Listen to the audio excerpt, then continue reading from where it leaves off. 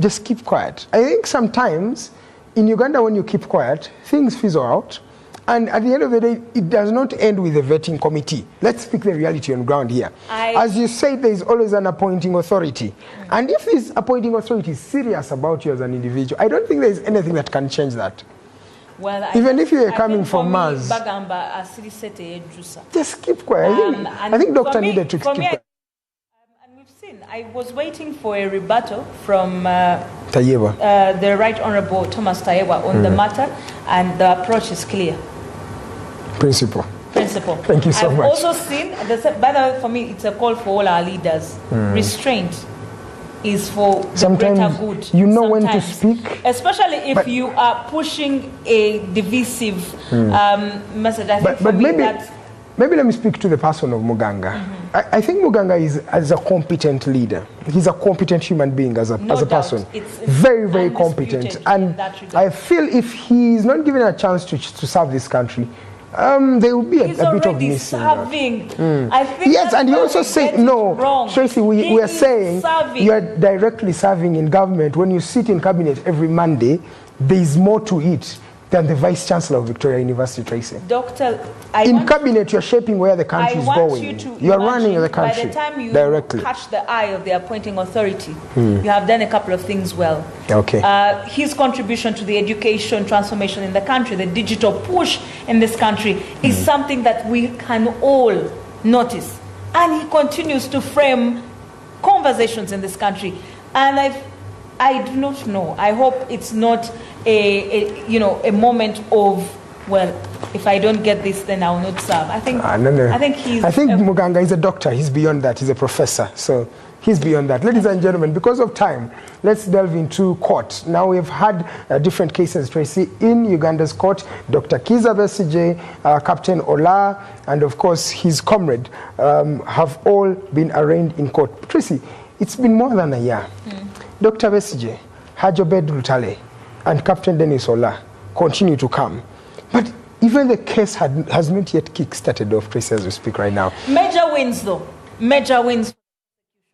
Because the conversation that previously was there in relation to the trial in itself was that they wanted the concealment or a witness protection arrangement where, testimonies would be given without the revelation of who the witnesses were. Yeah. Now, interesting is that the prosecution in this particular case abruptly abandoned, this protection request. The argument was that the witnesses would continue to face, security concerns, but the office of the DPP changed that course and has now allowed full disclosure of the defense. And we know that General Birungi will be the one in the dock. It's actually current and former security chiefs. At least one we know that General Birungi.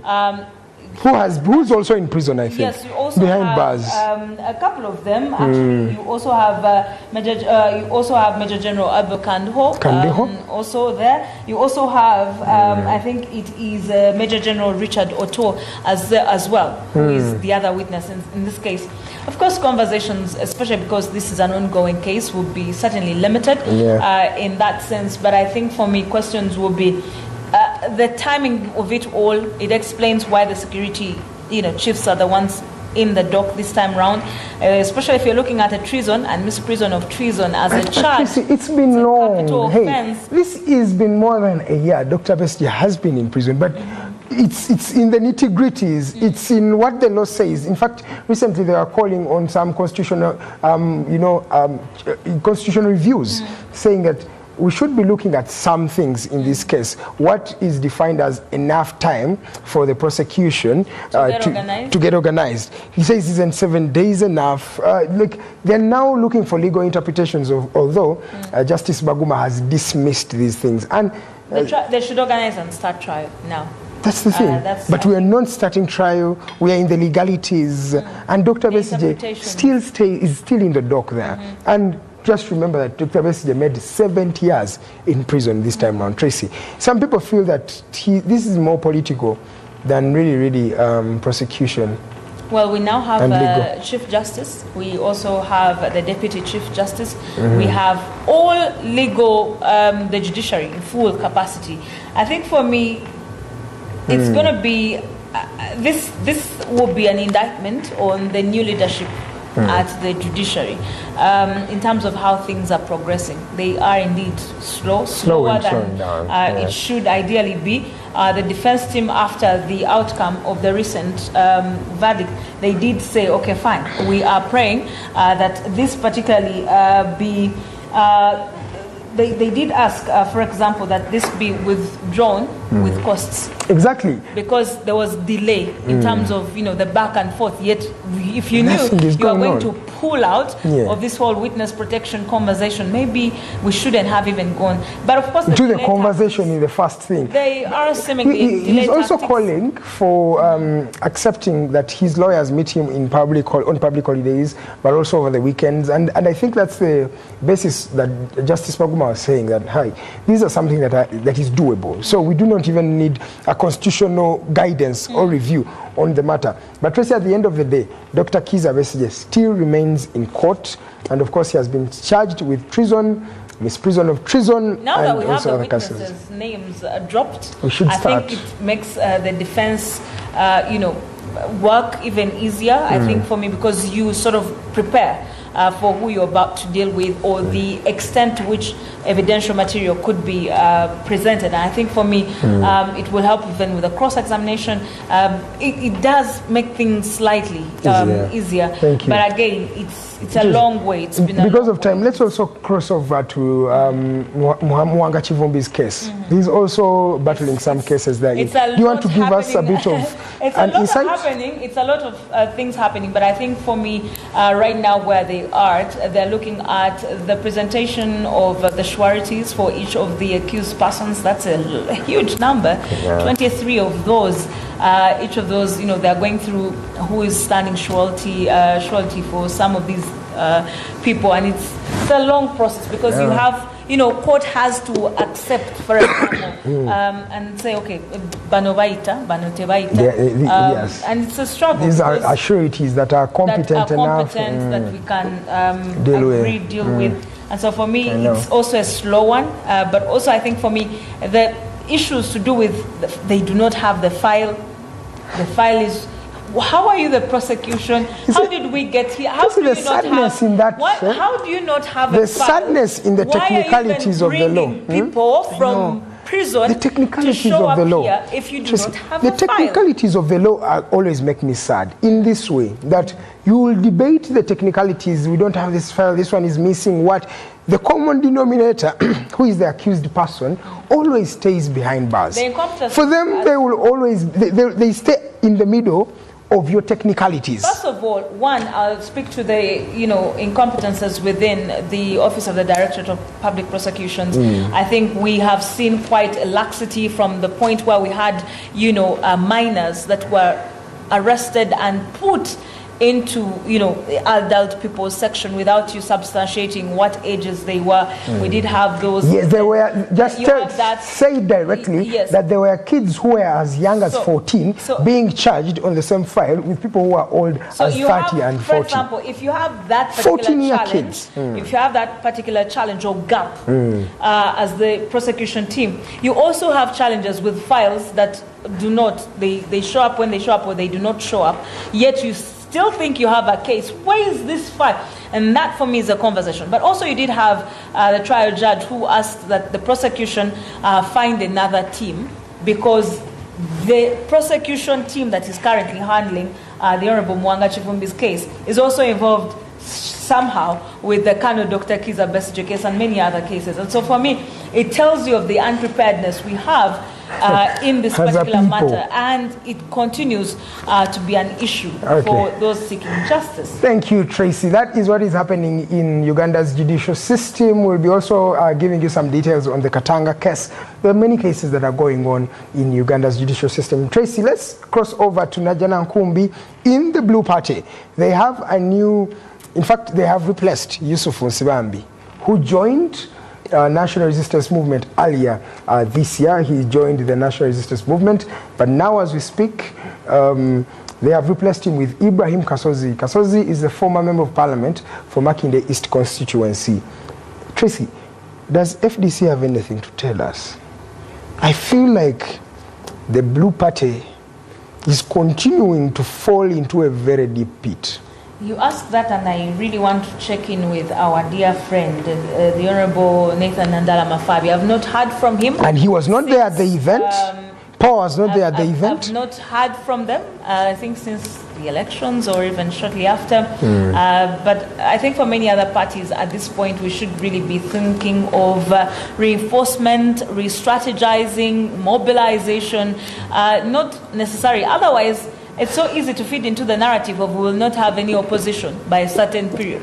And so for me, I feel like FDC is no longer there. You people, I was on ground at the Forum for Democratic Change, and I am announced as a reporter, that you do not see any semblance of systems. How can you choose, how can the National Executive Committee of a party sit down to choose a deputy president of a region, and the Secretary General is not there, the president is not there? Who even voted for him? Was the whip there? I didn't even see the whip. Badru? I did not see a whip. So it was only Toterebuka Bamwenda, the chairman of the Electoral Commission, and a few members of the Forum for Democratic Change, as you can see. Also, I saw the pictures of what is now their home. It's dilapidated, it's no longer what we used to see. If you cannot take care of the compound, clearly it's hard to take care of people's houses. Should we say that the PFF group, the Katonga group, was right?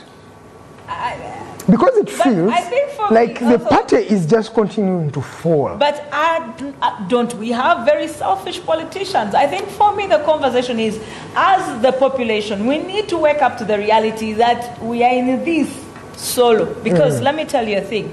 If it's ideology, parties have failed to spread the ideology beyond the hype that comes with an election.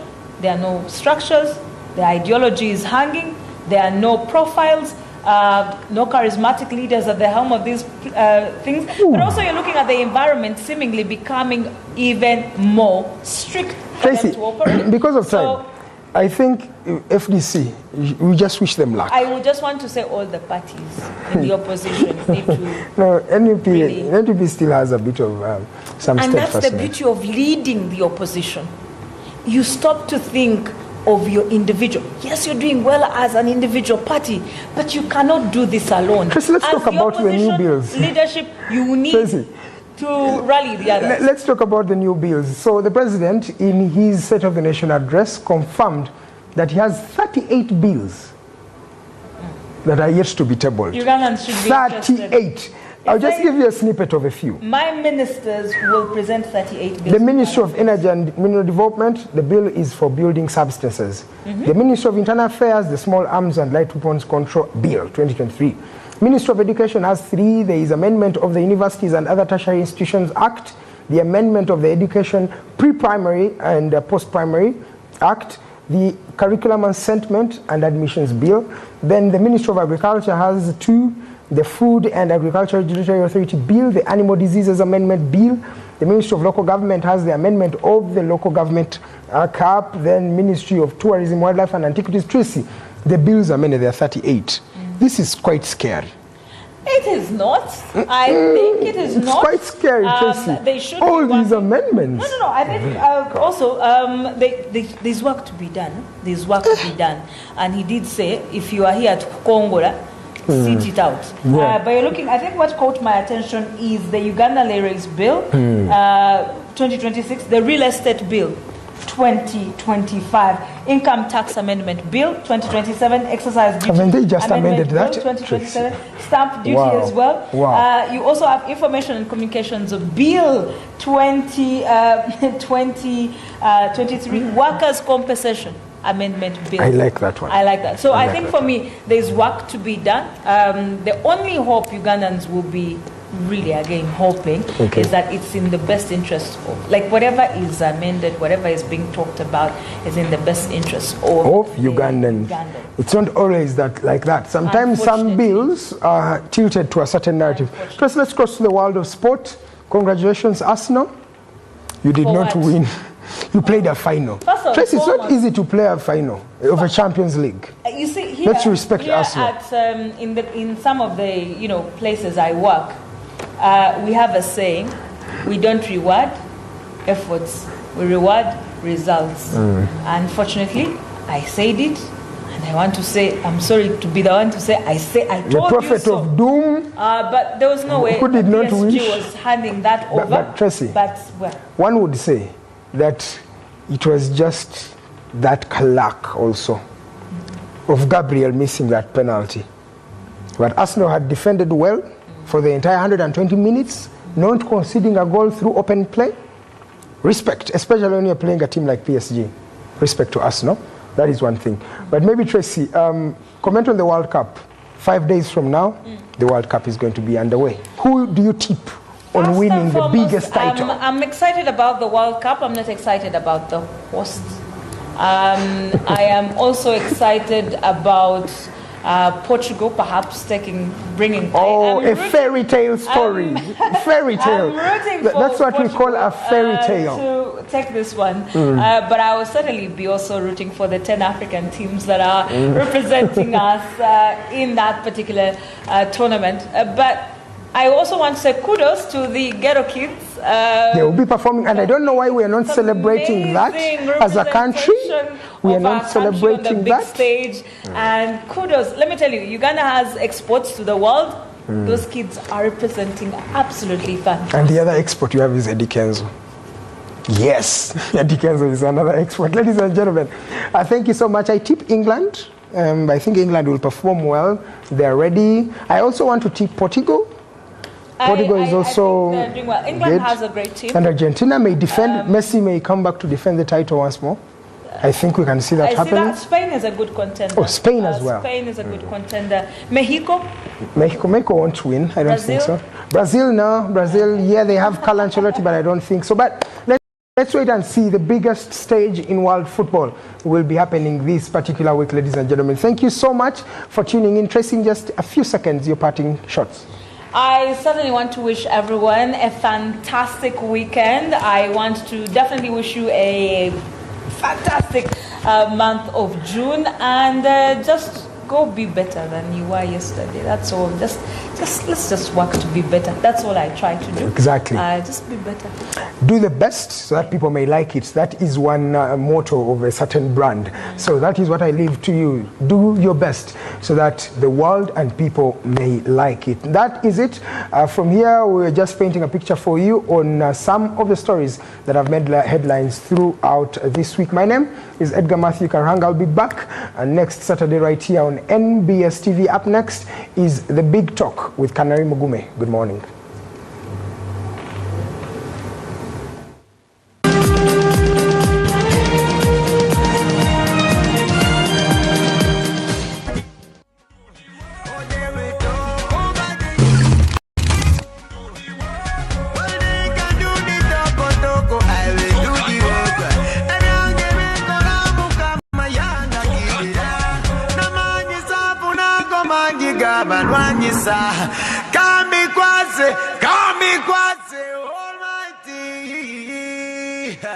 Big Talk every week. Discussions around current affairs take center stage. We need a political consensus first. These discussions affect all of us and shape how Uganda is run. How best are we going to correct things which are happening behind our backs? And here at Next Radio, we take that very seriously.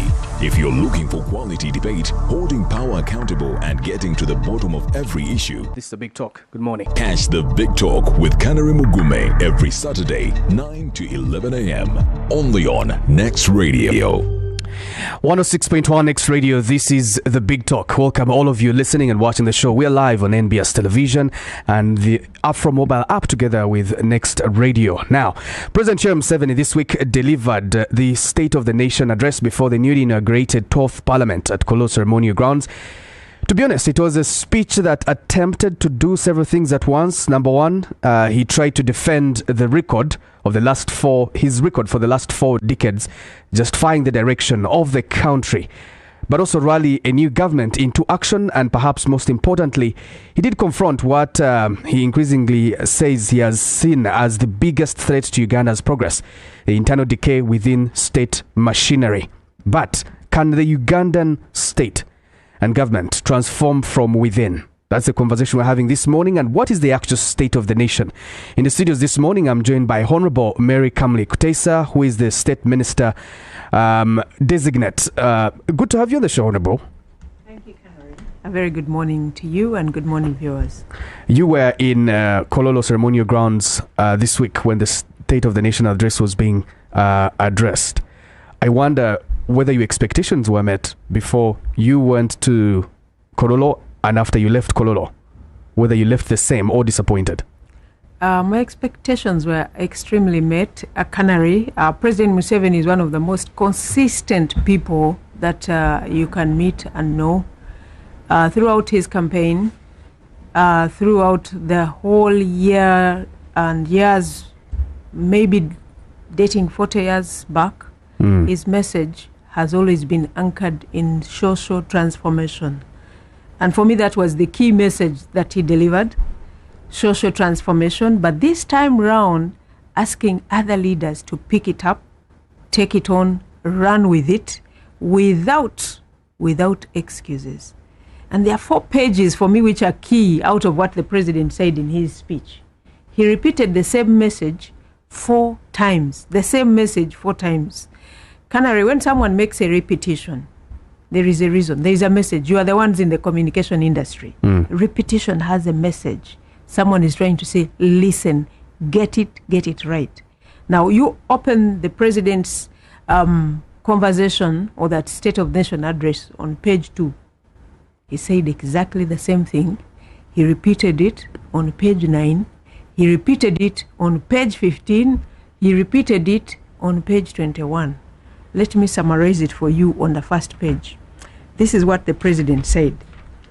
He said, page 1, which he repeated on the other pages I have said, this is a call for no more, number 1, sleep. Stop sleeping, Ugandans. Number 2, he said, no more corruption. I mean, we're all fed up. Who is not Canary fed up of corruption?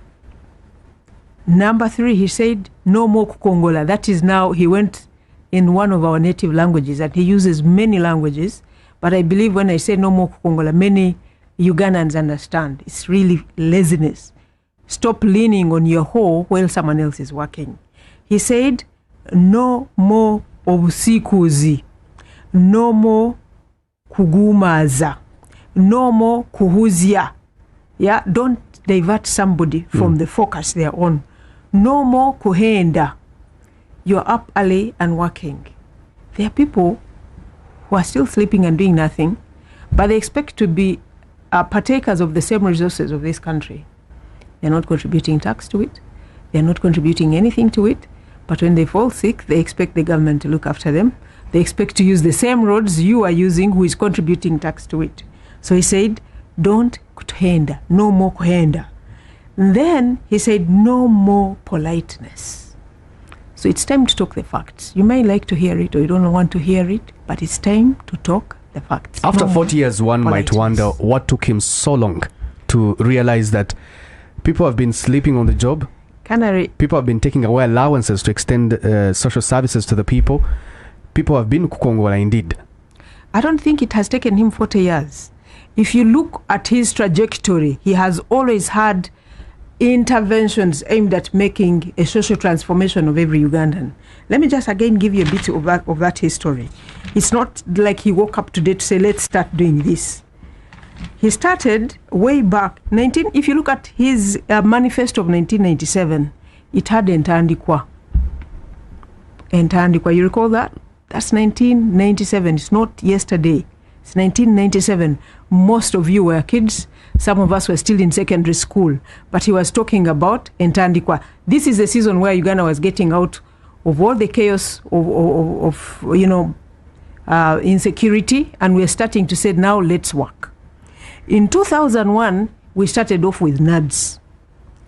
In 2013, we went into OWC, Operation Wealth Creation.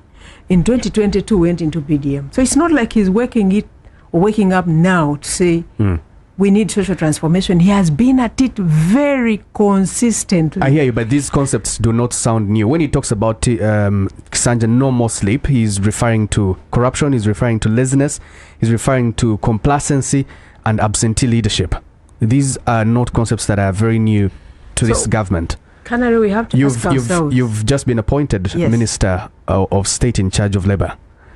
You're going to encounter a number of public servants in the same ministry you'll be working in who work from morning to 12 p.m. When they move out at lunchtime, they leave the coat hanging on the chair and never return. But at the end of the day, they're paid a salary. Absentee leadership. He was agitated and said he gets nausea when people ask for allowances to go and reach the people, and gives an example of him riding a bicycle to go and check on people in his early days. This, after 40 years, imagine the fundamental change now to Sanja, no more sleep. The gap in between there, one would wonder why now. Canary, that gap is not with the president. It's with you and me and every Ugandan. It is you and me and every Ugandan. Because the leader has said this for the last 40 years. But you and I have failed to pick it. You and I have failed to do it. I'll tell you this. I have worked in government all my life. I've worked in public service. I started my practice in the office of the DPP. I moved to URA. I moved to UNRA. There's one difference I could tell you I have met in these places I worked in. When I worked in DPP, it was the normal laissez-faire government public service mentality, which you are defining and describing right now. That needs to change. And that must change. I will tell you this. To hang your coat on the chair, the coat is not going to perform. It is you who must wake up and do that work. And the reasons I left public service then was exactly that, because I was never a suit meant for that kind of lay-back, laissez-faire life. So I went into a government sector that demands accountability. You deliver according to the expectation of your performance agreement. Mark that word, performance agreement. Now, the challenge we have had as a government, and I think this is not absolutely the president to be blamed, is where is our performance target? Who monitors that performance target that I, the employee, has actually scored on what I agreed to do at the beginning of my performance appraisal or annual year?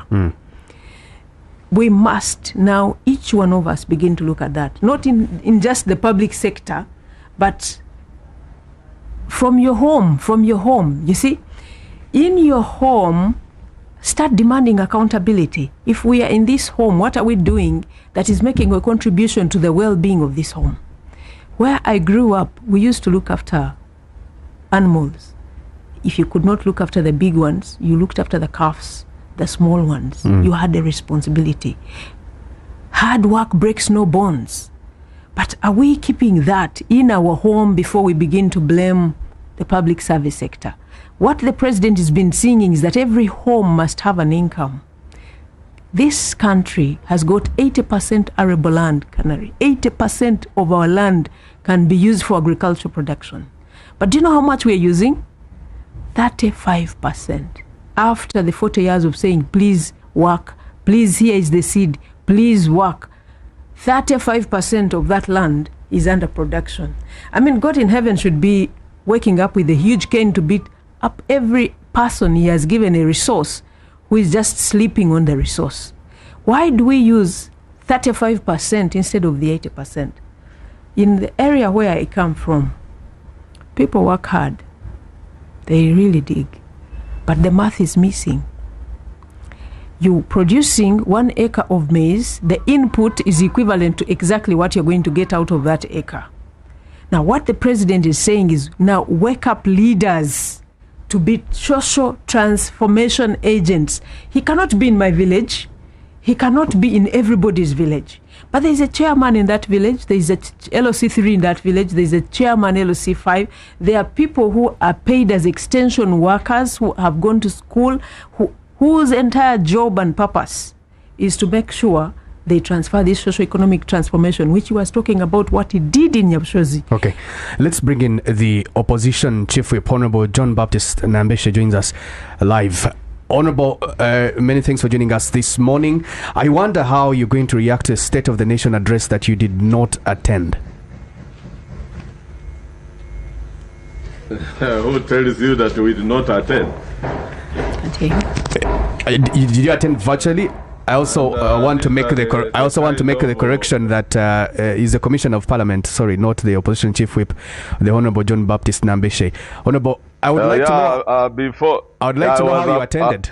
I was about to correct the mistake you made, but before I correct that one, I should correct the very one you have just made mention of, because you, the media practitioners, are fond of peddling a pack of white lies about opposition. There was no boycott of the State of the Nation address. There is a provision in our rules of procedure for virtual attendance. So majority of us, because of the Ebola outbreak, we chose to attend on Zoom. And what would be wrong with that? And it is not written anywhere that you first get permission to do virtual attendance. So we attended, the majority of us attended. And that's why I'm going to engage from an informed position on the State of the Nation address that was presented by the President at Kororo. Well, you also did not attend the previous State of the Nation address last year. I wonder whether there was Ebola too. Last year, indeed, I was involved in whipping members to attend virtually, because then even our rules had already been amended. You remember, rules of procedure were amended to include virtual attendance at the time when we had the pandemic of COVID-19. So equally, we did not make an announcement to the public that we were going to attend on Zoom. And the perception out there was that we had boycotted. Far from it, we never boycotted.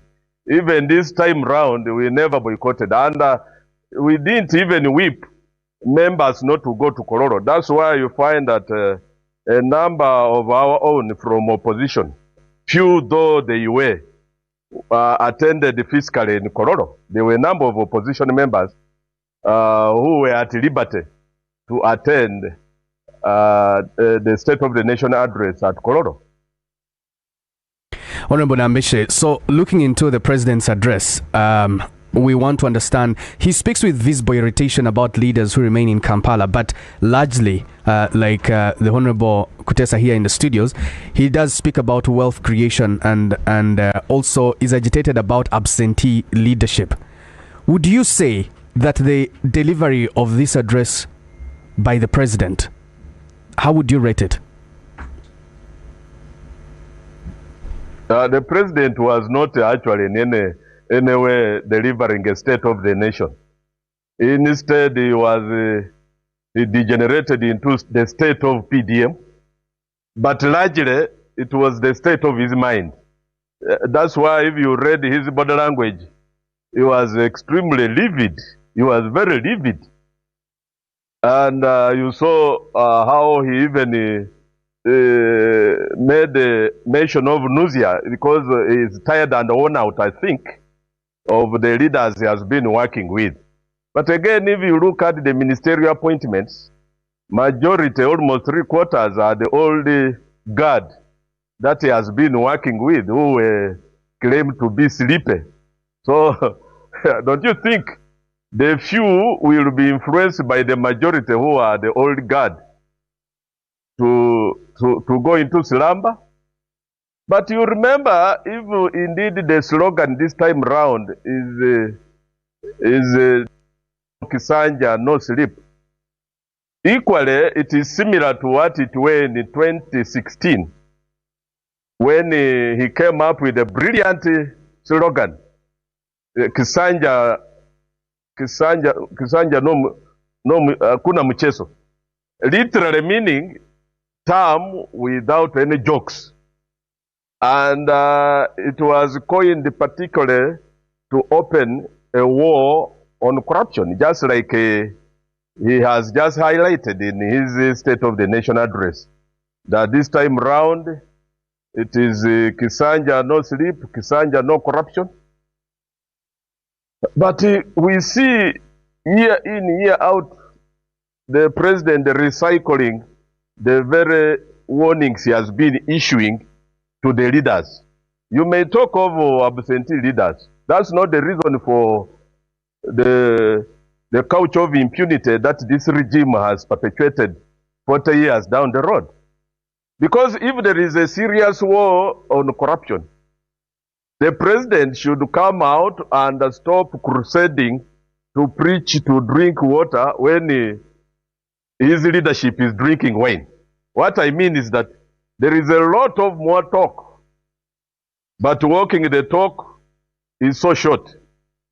The president is extremely long and lengthy on talking and issuing very aggressive warnings against the corrupt, but extremely very short on cracking the whip, on action. Because now I may give you the scenario, the most recent anyway, when we had the Mabati saga. And it is still with us. It is not far from this state of the nation address. If the president were to stamp his foot in nipping corruption in the bud, he should have demonstrated by word and deed that all those that are adversely mentioned for stealing Mabati, right from the highest downwards, should have now, as we talk, would have also done the Nandutu.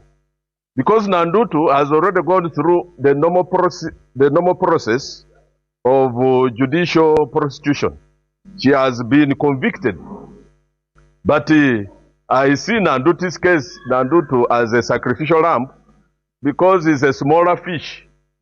Others who are on the list of the Mabat saga are the ones, the holders of much bigger offices than that of Nandutu.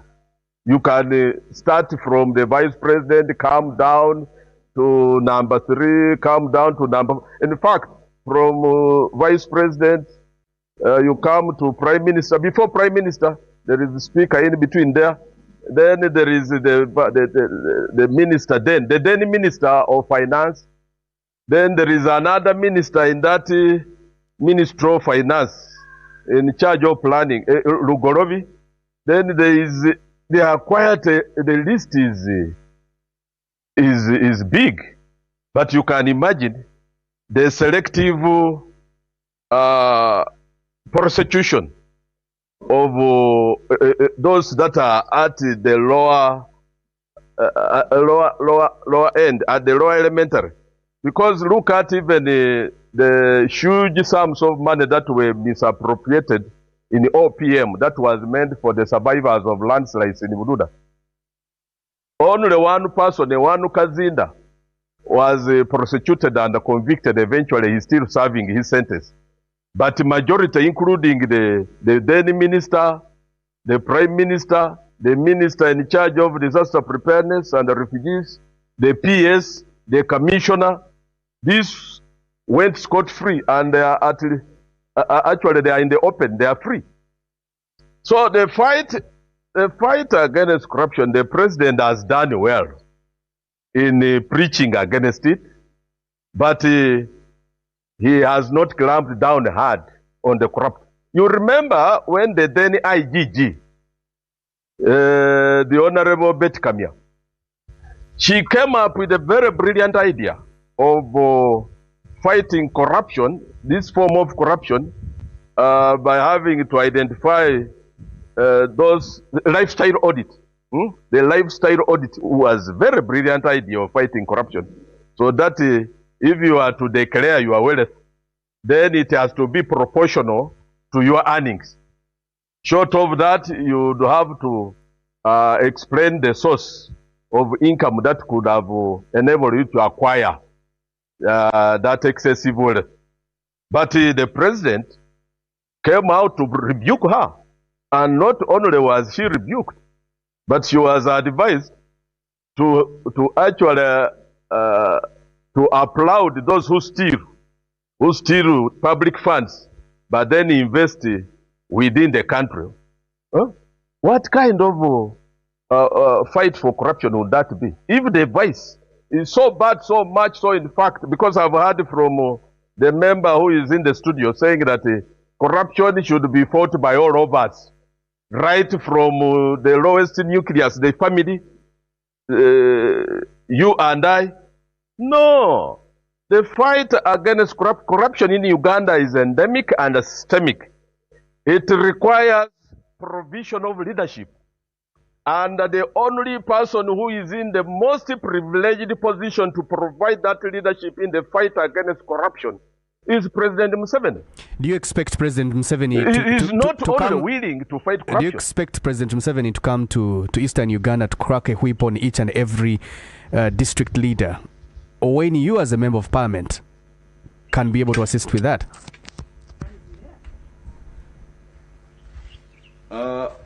My friend, the member of parliament, one of the roles of fighting that corruption would be in oversight, whereby during our discharge of that role, we would expose the nakedness of some of these projects where public funds have been misappropriated.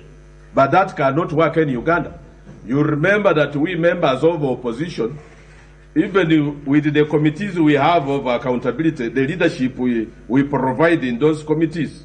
One time we attempted to go to Luboa, where we expect the construction of the specialized hospital by Pineti to have been in advanced stages. We were blocked by the executive.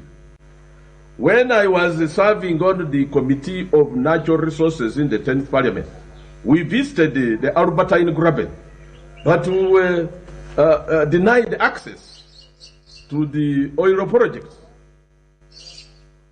Hello? Yes, Honourable. I hear you that you're frustrated even as a member of parliament in your oversight role. But let me engage Professor. So I'm not saying. Yes. Look here. The corruption has a whole a constitutional provision for the IGG, the Inspectorate of Government, that is supposed to fight corruption.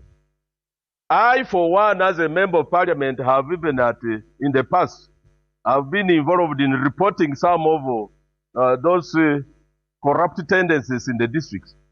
But it has taken ages to investigate, let alone prosecuting any of these culprits of corruption. You remember what happened during the misappropriation of the Global Fund. The heads that we thought had rolled were again let free, let loose, and they are now in the open with lots of freedom. So this fight, you cannot say or blame it on other leaders, the lower leaders. It ought to come from above. If President Museveni was actually serious on the fight against corruption, he should have started with his own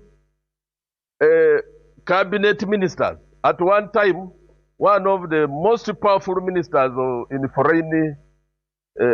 foreign affairs sector, who was the Minister of Foreign Affairs, the Honorable Kutesa. There was glaring evidence of him procuring a bribe, or rather being involved in wanton corruption. But was there even any attempt to have him investigated or taken through due process? Virtually nothing. He was left at large. Thank you, Honorable. The few you see who are prosecuted are the smaller fish. I hear you. So the double talk, the double standards that are being exhibited in the fight against corruption can never nip this vice in the bud. Okay. Professor Rogers Bergayomwe, many thanks for joining us in the studios this morning. Pleasure. President speaks with a lot of visible irritation about leaders who, he say, remain in Kampala instead of engaging communities directly, and says that this behavior makes him feel nauseated. But after 4 decades in power, he gets to this speech and makes us believe that the problem is no longer simply about, for example, lack of policy or direction or plans or even resources, budgets, but the crisis is about implementation. Over time, if you look at Uganda's agenda of 2040, brilliant idea, Vision 2040 does exist. The National Development Plans, 4. Brilliant idea. Parish development mode exists, Emioga, industrial park strategies, wealth creation campaigns. But the distance between this policy conception and practical delivery, it remains enormous. After 40 years, do you think that there's anything new that can be delivered by the NRM government? Oh, after 40 years. One of the theory of fighting corruption, which would be more applicable in Uganda, is what in political science we call the Big Bang theory, whereby it is an overhaul of everything which is existing. And after 40 years, the NRM government should be humble enough to tell Uganda that we've achieved maybe on peace, on this issue, but on corruption, we've been weak. And you see also the fight against corruption is also a character. And in President Museveni's character of being a very tolerant man naturally, is a vice which cannot help fight corruption. In Tanzania, President Nyerere, after 23 or so years, he was humble enough to say, you know what, the economy, I cannot handle certain elements of economy because of my character and because of historical issues, which I believe President Museveni should be, and the NRM should be humble enough to say we've achieved on certain issues, but going forward on corruption, we can't do much. Because, for example, even without using so many theories of political scholarship so that people say we are complicated, let's use just a simple, anyone listening to us can go on AI and find out what are the types of corruption. Would you expect the government to give up and say this is a fight that after 40 years we agree it's not a fight we're going to win? If you are in government, would you do that? No, definitely, because the biggest description of corruption, there are 3. But let me read for you grand corruption, which AI gives us. Grand corruption is high-level manipulation of government policies, state institutions, national resources by political elite to benefit themselves rather than the public. And the other one is a petty corruption, which they are talking about, which they want to solve. Then the third one is a political corruption, which is manipulation of political institutions, rules, and election to allow leaders to retain power or consolidate wealth. Now, the other 2 is what we see the NRM government come from. Manipulating elections. We saw using the sovereignty bill, manipulating institutions. And it is evident, it is corruption itself. And it is president, ministers, prime ministers, all these people they've appointed who have been involved. We've seen some honorable members, even up to now doubted to have been elected. And now they've been given ministerial position. I saw one yesterday saying that for me, I'm going to fight local government corruption and everything. And that's in the name of Justin Namere. And yet the main corruption is the manipulation of government institutions, manipulation of elections. Now, how can you say these people who have manipulated elections, who have manipulated institutions, are, in the first case, candidates of corruption? And how are they going to now change the system of corruption? You are using the players themselves who have been elected, who have been appointed in these ministerial positions, are the victims, are the criminals of corruption. So we have to agree. The Honorable Mary Kutesa here says that perhaps it's not about the leaders, it's about me and you. And it's about looking at what you and I are able to do. For example, you have the present frustration brings out a number of issues: inefficiency within government agencies, complacency that is deeply embedded in the political leadership, but also in public servants. That the corruption is between me and you, as opposed to thinking that it comes from up to bottom. Indeed, the Honorable is right. It is everyone, including me and you, every Ugandan, including the priests, including the bishops, who they bring this, because some of them know the corruption money comes in and they are using it. And even you see, most of them were in the election period waiting for these leaders to. So that's why I've talked about the big bank method, whereby we need an overhaul. But why me and, first of all, from the leaders, because the fish rots from the head.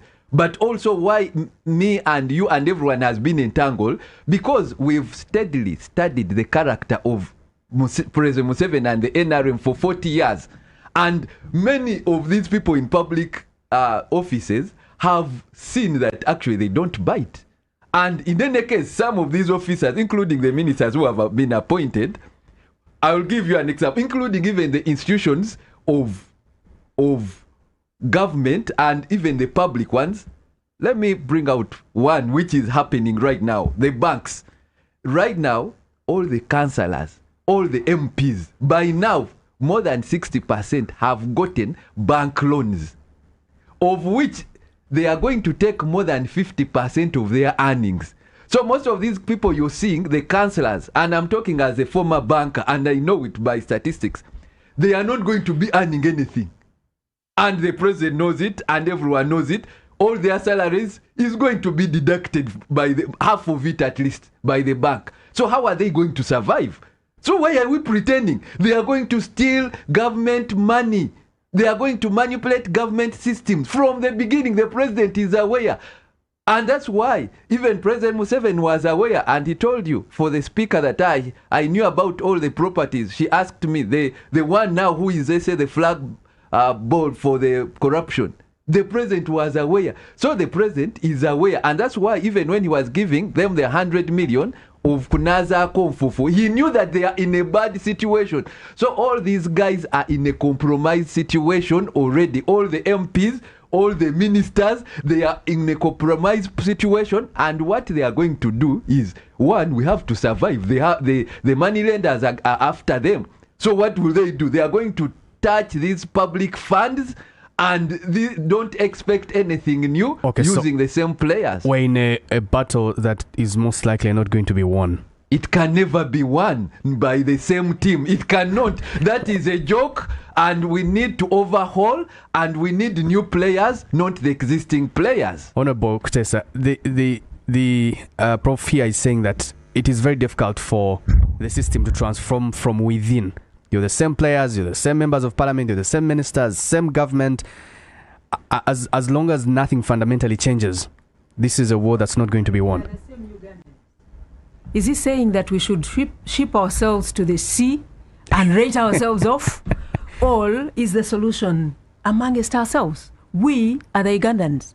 I hate it for us Ugandans to start believing it all begins and ends with President Museveni, and we have no role in all this garbage. Does it not? Just because a minute. in his just 1 speech, minute. he says that part of the problem is leadership. Who is a leader? I am a leader. By virtue of sitting on that microphone, Canary, you are a leader. You are an influence of thousands of Ugandans. What are you doing about telling them to work right, to work correct, and transparently? He is a leader, influencing so many others as a professor. Are you simply going to say there is nothing we can do? Hands up, woe, it is finished. There's an about MP, the big bang. Please don't interrupt me. There's an MP who is seated on the other side and is saying, look, I am useless. I can't do anything about this corruption. I am helpless. I am clueless. Why did you ask the people of that constituency to elect you if you are useless, helpless, and cannot, in fact, change the situation we are in as Ugandans? If we can't do anything about it, why don't they just, walk to the sea and drown? Who is going to change us? Where are they going to come from? Let us not look at one man. He has done his best. And I will tell you what, he found us at 3.6 billion, in terms of GDP. We are up to 69.3 if you use the forex exchange. We're up to 197 if you use the PPP method. That is growth. He found us at life expectancy of 43 years. Canada, I don't know how many years you have. You'd be about to die now. We are up now to the biblical age of 70 years. Honorable, that God has given. I think that what Honorable John Baptist Nambesha and Prof are saying is that why don't you walk the talk? Now he gave examples. We all need to walk the talk, Canary. We all. This is why we can't just say the president must deal with corruption. The president is not in the university where he's teaching. If he's a professor, you're in government. Just it should set precedence. If he's a professor in that university, are there kids who are complaining because somebody is taking marks for sex? Are they there? Should that be President Museveni, or should just that be the professors who are in that university? We all have a problem. Let me tell you something. One time I go and I give a cow in a church. I will not mention the church. A huge bull. I gave it to the church. Do you know, the next priest came to ask me why I don't give. That's when I learned that for the 10 years or so I had been making a contribution to this church in terms of the animals, because that's where my tithe was going. It was never going to the church funds, it was going to the individuals. They were sharing it there and then. Is that President Museveni? This is the church. Okay, let's take a break. We'll return with those opinions on corruption after this break. 106.1 Next Radio.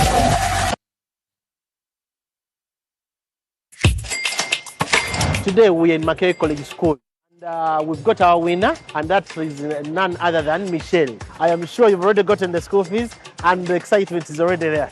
Thank you so much. Michelle has won school fees for a year. Never Zaba Momo. 3 times paid, cleared. You can also stand a chance to win. You simply have to dial *165 *80 hash or use the Momo app. Schools that accept students to pay school fees using Momo also stand a chance to win a van. Pay your school fees. You never know, you could be the lucky winner.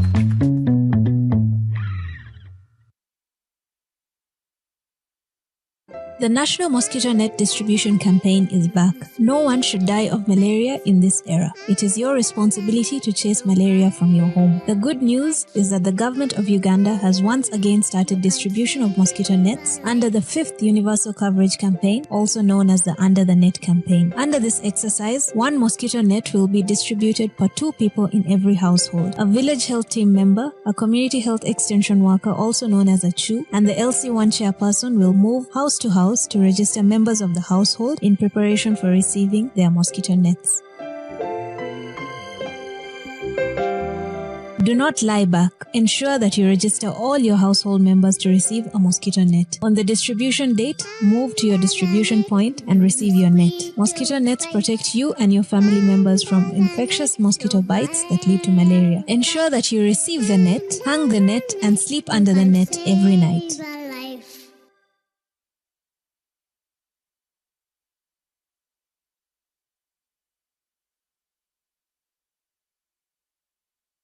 Uganda, it's time to move forward. Partnership with Uganda Communications Commission and NBS. You think you've seen glory. You have only glimpsed the horizon. And we are looking for a certain anointing on earth. She's anointed. When it comes to being a mother, she is a mother. When it comes to being a wife, she is a mother. When it comes to being a businesswoman, she's one of the best. My Great Price, Season 8, June 13th, 2026, at the Phaneroo Grounds in Nagu. I am Peace Akech. I have a boutique which is having also cosmetics. Some of the things I learned from the training was publicity, like how to advertise my products online, using WhatsApp, using Instagram, YouTube to market our products. Some of the problems I used to face was the visibility of my items. Like when you look at the setup of this market, it's very hard for somebody to know where your shop is. But then when you load on your status and people view and they be like, where are you located? Can I get a product? they can easily locate you and come and support you. Before the training, I had a limited number of clients.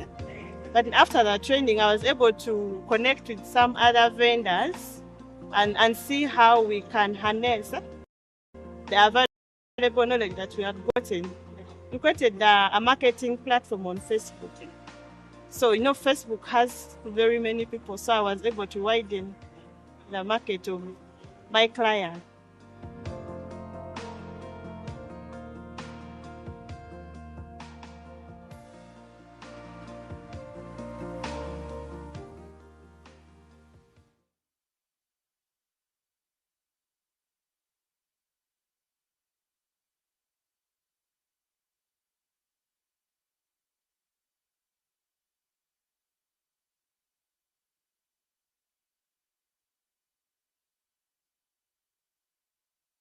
Too many ads? Expensive subscription? You deserve better. An artist, thousands of plays, but nothing to show for it. This ends now. Introducing Yugatunes, the new home of your favorite music on Afro Mobile. Listeners, stream your favorite songs ad-free at no cost. Artists, earn from every stream. Withdraw your royalties anytime from as low as 20,000 Uganda shillings. This is music that pays off. This is music that belongs to you. Yugatunes, your sound, your stage, your reward.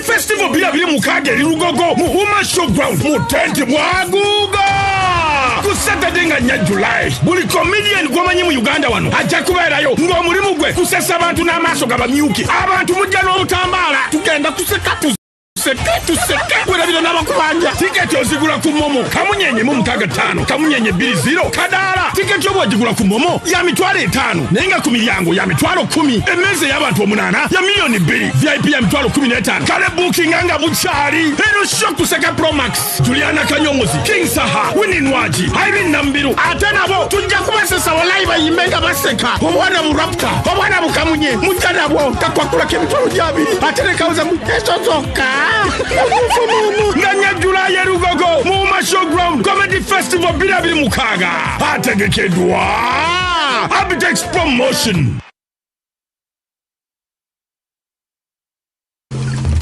106.1 Next Radio. On the line, I'm joined by Honorable John Baptist Nambeshe, who is a parliamentary commissioner. Honorable Nambeshe, before I let you go, I just thought I should engage you one more time, looking into some of the submissions here. The President has, for a long delivery of the State of the Nation address, heavily relied on personal storytelling to reinforce the argument of economic transformation, talking about communities embracing commercial production. And he repeats that every State of the Nation. My question to you is, looking at his political philosophy that is deep-rooted into production, encouraging people to produce, even deep down on village level, making sure that money is available at parish level, programs like PDM, Emioga, the 4-acre farming model that remains central to his administration's economic strategy. Do you see this strategy taking us to a $500 billion vision of an economy that we all want to see? No, far from it. What I saw this time round in this 2026 State of the Nation address, the President again successfully painted a very, very rosy picture of the economic transformation through PDM, and then also on peace, highlighting also the wealth creation. But the truth of the matter is that the poverty people, our people, the local populace is still wallowing in abject poverty. And, PDM would have succeeded. But because of the vice of corruption, most of the money remains in the sticky hands of those that are supposed to give it to the beneficiaries. The beneficiaries, for information, in Ibududa, for instance, I have petitions, numerous petitions from recipients of the PDM money, which was meant to be $1 million, but in most cases, people received only 300,000. Those who were lucky, they got at least $500,000. That's 500,000. But you will hardly find where beneficiaries got the purported 1 million that was meant for them. So all this is well intended, but the truth of the matter is I would want, and I would do respect the lady, the Honorable Minister Designate for State for Gender, Labor and Social Development, to much as she is aggrandizing herself as a holier than thou, she should give us some of those good testimonies as an individual who is to learn from, as an example, who has modeled the way of fighting the corrupt and the corruption. She even mentioned in the church that she fell short of the actions she took. And she should also be schooled or learn to be teachable, to get to know the doctrine of separation of powers. The roles of the legislature are not to fight corruption. The roles are 4 in the number: legislation, representation, oversight, and appropriation of the budget. And now this oversight is where we help the executive, an arm of government, to get to expose to them those that have stolen public funds. For the executive to implement, to enforce the law on them, to actually ensure that this that. Okay, we'll try to fix that little glitch in tech and get back to Honorable Nambeshi in just a bit. Honorable Kutesa, I wanted to ask, in Mwenge South, do you have testimonies of people who, you said you grew up in a community where they're raising, rearing animals. To date, 40 years later, from 1986 to 2026, 40 years later, you still have the same communities who sell milk at just 1,000 shillings.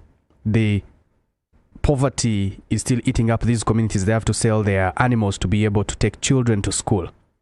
There's no money moving in that, particular economy of subsistence. So do you see these programs really transforming Uganda to a $500 billion economy? That we have all failed to face and answer is the reality is that the leader has a role to play, and we're not playing that role as yet. In the area which you're talking about, recently I took leaders to a training at Nyakana's farm. Leaders who have land, more land than Nyakana, but are in absolute poverty, while Nyakana is earning millions per year. It's a learning gap. And this is where the president is passionately saying, I used 20 or 40 shillings then to teach my people. This is why I came into politics. Exactly that, to teach our people that you can transform with the resources around you. The team I took, I have one example I'll give you. There was a gentleman who had 1 acre of land, all in the town council in Chenjezo district. He had not used it for anything for years. When he went to Nyakana and realized Nyakana was earning about 120 million from 1 acre where his home is seated, he went back and decided to use that 1 acre of land which he had just abandoned. His coffee is now flowering. That's what we need to do. Passionately engage our communities to change, show them you can transform. So as a leader, this is what I want to do. teach my people that this land which you have as an idle resource is what God has put in your hands to be rich. And that's what we are doing. So I am out saying, let's grow coffee. We are growing coffee. In the next 5 years, we're going to be talking real money. We are going to do agriculture. So this 80% land lying idle, every leader, including the leader, Honorable John on the other side, the people should not be lying in poverty. If you are there and you're a useful leader, go tell them to use that land. Let me tell you, Canary, there is no place in this country where you put a chicken on the market and you don't get the market that day, here in this country. But each one is costing 40,000, and there are so many families that cannot afford 40,000 in the entire month, just 40,000. So if we teach them that, look, you can keep some birds, you can keep some goats, you can grow coffee. This idle land, if we turn it into production, we are going to change. So why don't you teach them? We have started. And this is the time we're saying, wake up. Every leader must wake up. We cannot still keep pointing at the President Museveni.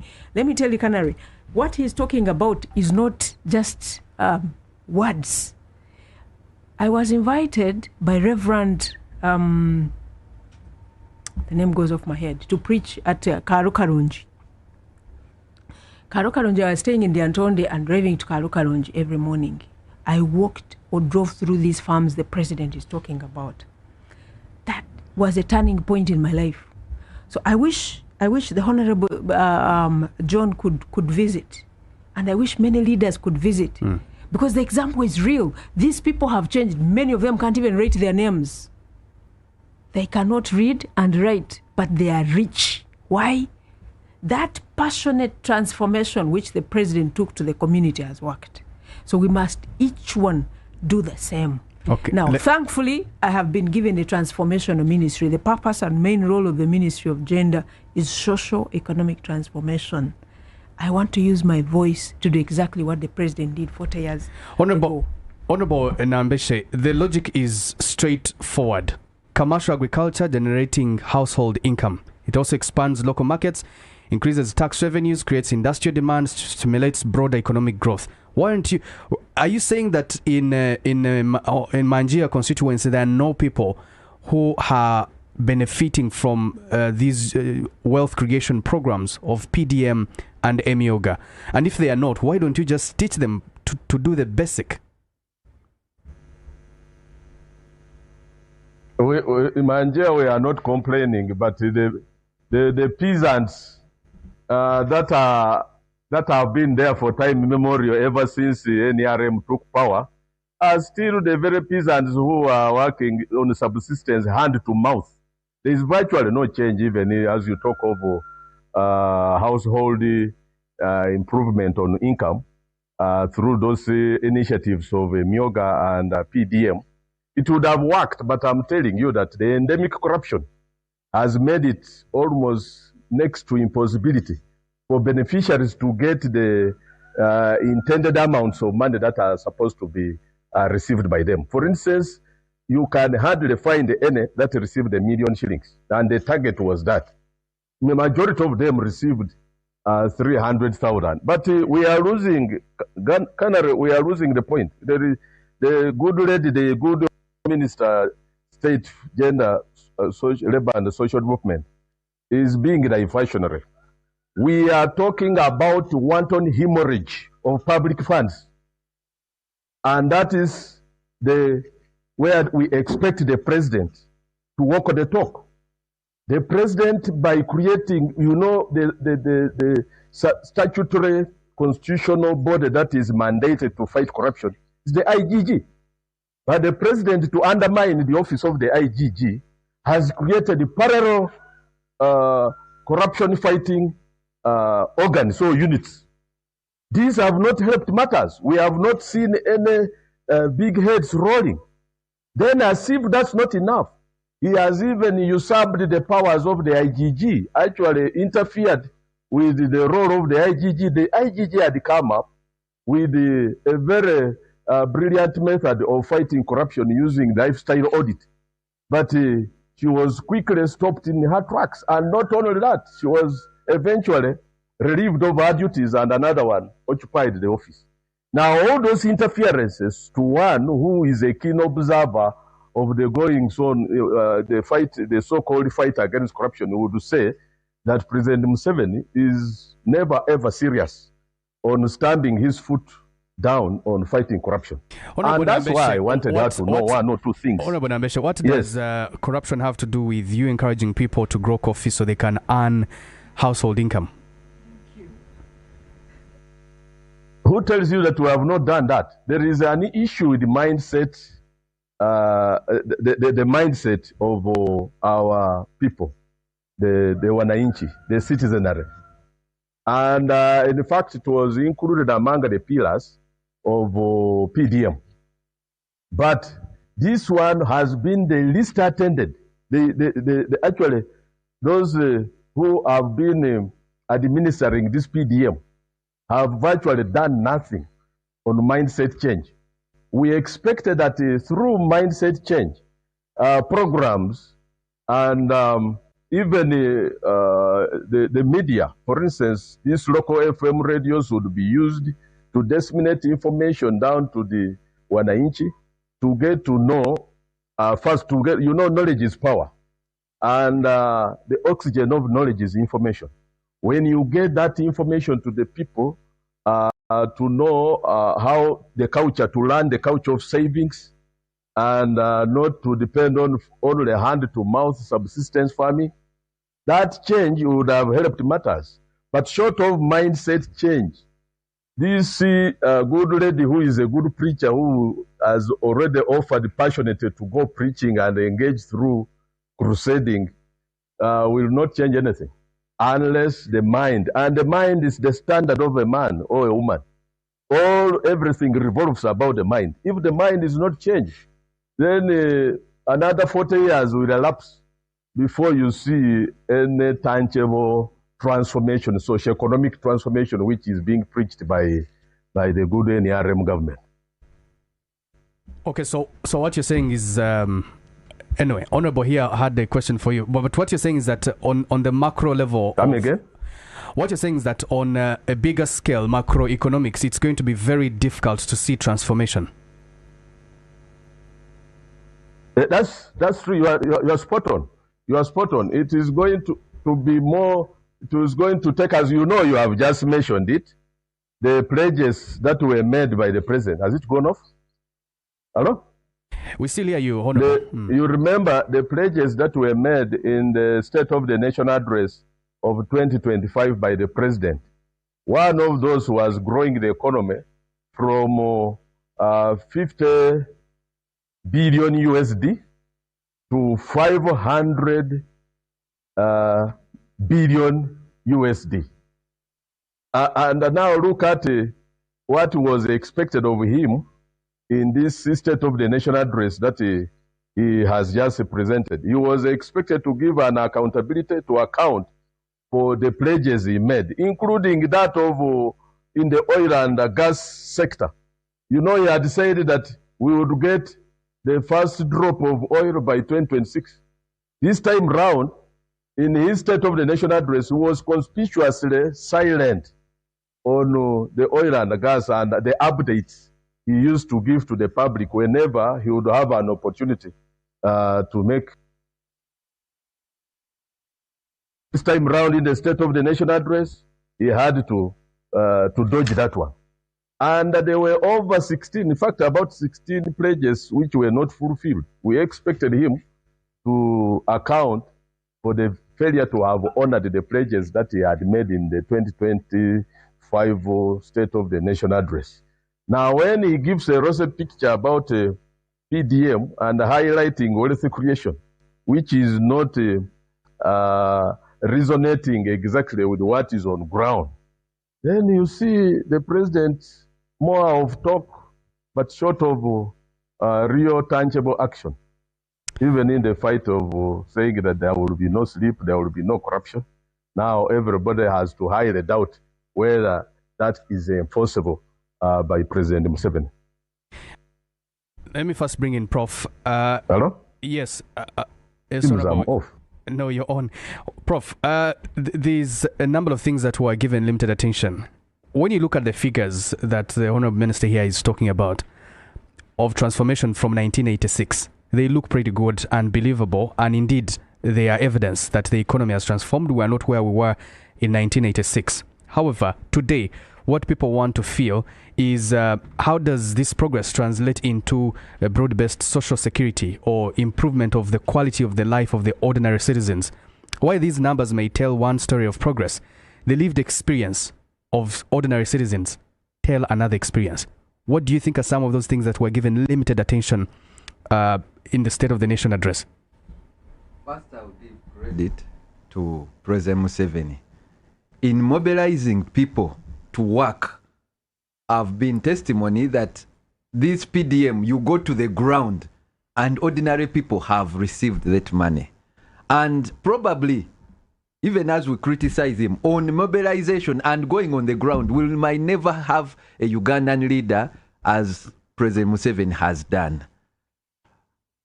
And that's why I'm saying we give him credit for that part and tell him to rest and forget about fighting corruption. Because on that, he has done it. And as this money goes to the people, the only problem why PDM, for example, will not be successful, yet it is a good program, is that when people then study the system, and these are the implementers, the technocrats, they know how to beat the system, especially the corruption system.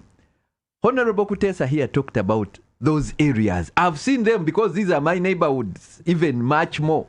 But even then, that corruption you are talking about, which is, let's say, in Yabushozi, in Mbarara, the kind of transformation which is there, is not in other also regions of the country because of that kind of interference with corruption. Because somehow the resources which the corrupt resources end up in some communities more than other communities. So basically what I'm showing you is... Are you saying that certain individuals from specific communities are more corrupt than the other?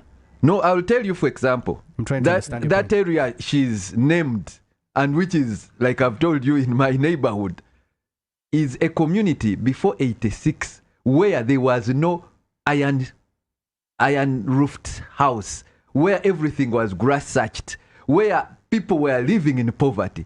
However, the transformation, as much as President Museveni is right about talking and mobilizing the community, but more of it is more of political benefit. And that's why some of us think about rotational leadership. If you took that leadership for 40 years to Karamoja, if you took it to Nambeshi's place in the Elgon, they will also receive some of those resources. Because if you look at political appointments, if you look at members who, because nepotism is also a part of corruption which Ugandans are not looking at. So some of that then benefits some people on the micro level, and then some of it is taken as transformation. But it is also a result of corruption. So what we are saying, even as we give President Museveni credit for some of those the transformation which every eye should see and acknowledge, and I would recommend Honorable Nabesa to recognize. We've seen some of those transformations, well and good, but are they sustainable? We've seen the PDM Myoga.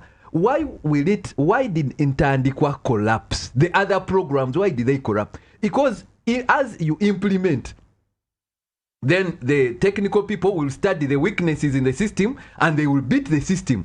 And the system will not punish them. And know it. They will beat the system, both actually the beneficiaries and the people who are implementing will start beating that PDM system. And they will not be punished, and it will collapse like the other systems in Tandikwa. So everything the NRM has started sometimes is good, but it dies out because of this thing we are discussing, corruption. And now we have said it is not NRM to tackle that, and it is not President Museveni in his lifetime to tackle that. He should acknowledge and say, I give it to another person. In life, always there are transformational leaders, and they do what they can.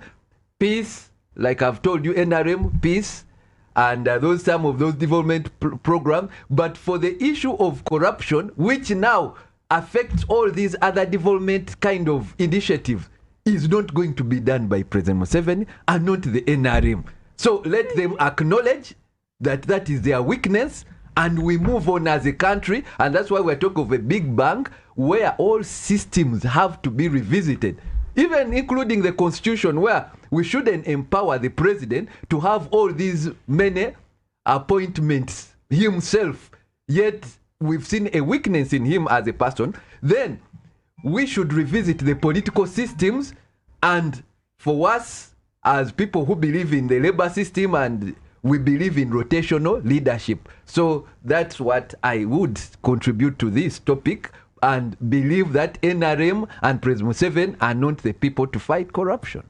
Honorable Kutesa, you clearly, your figures tell a great story of development. Deep down on ground, a lived experience is totally different.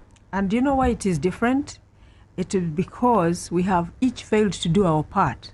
That is, the individual who is in that household, seated on land, and not using it. But they are there.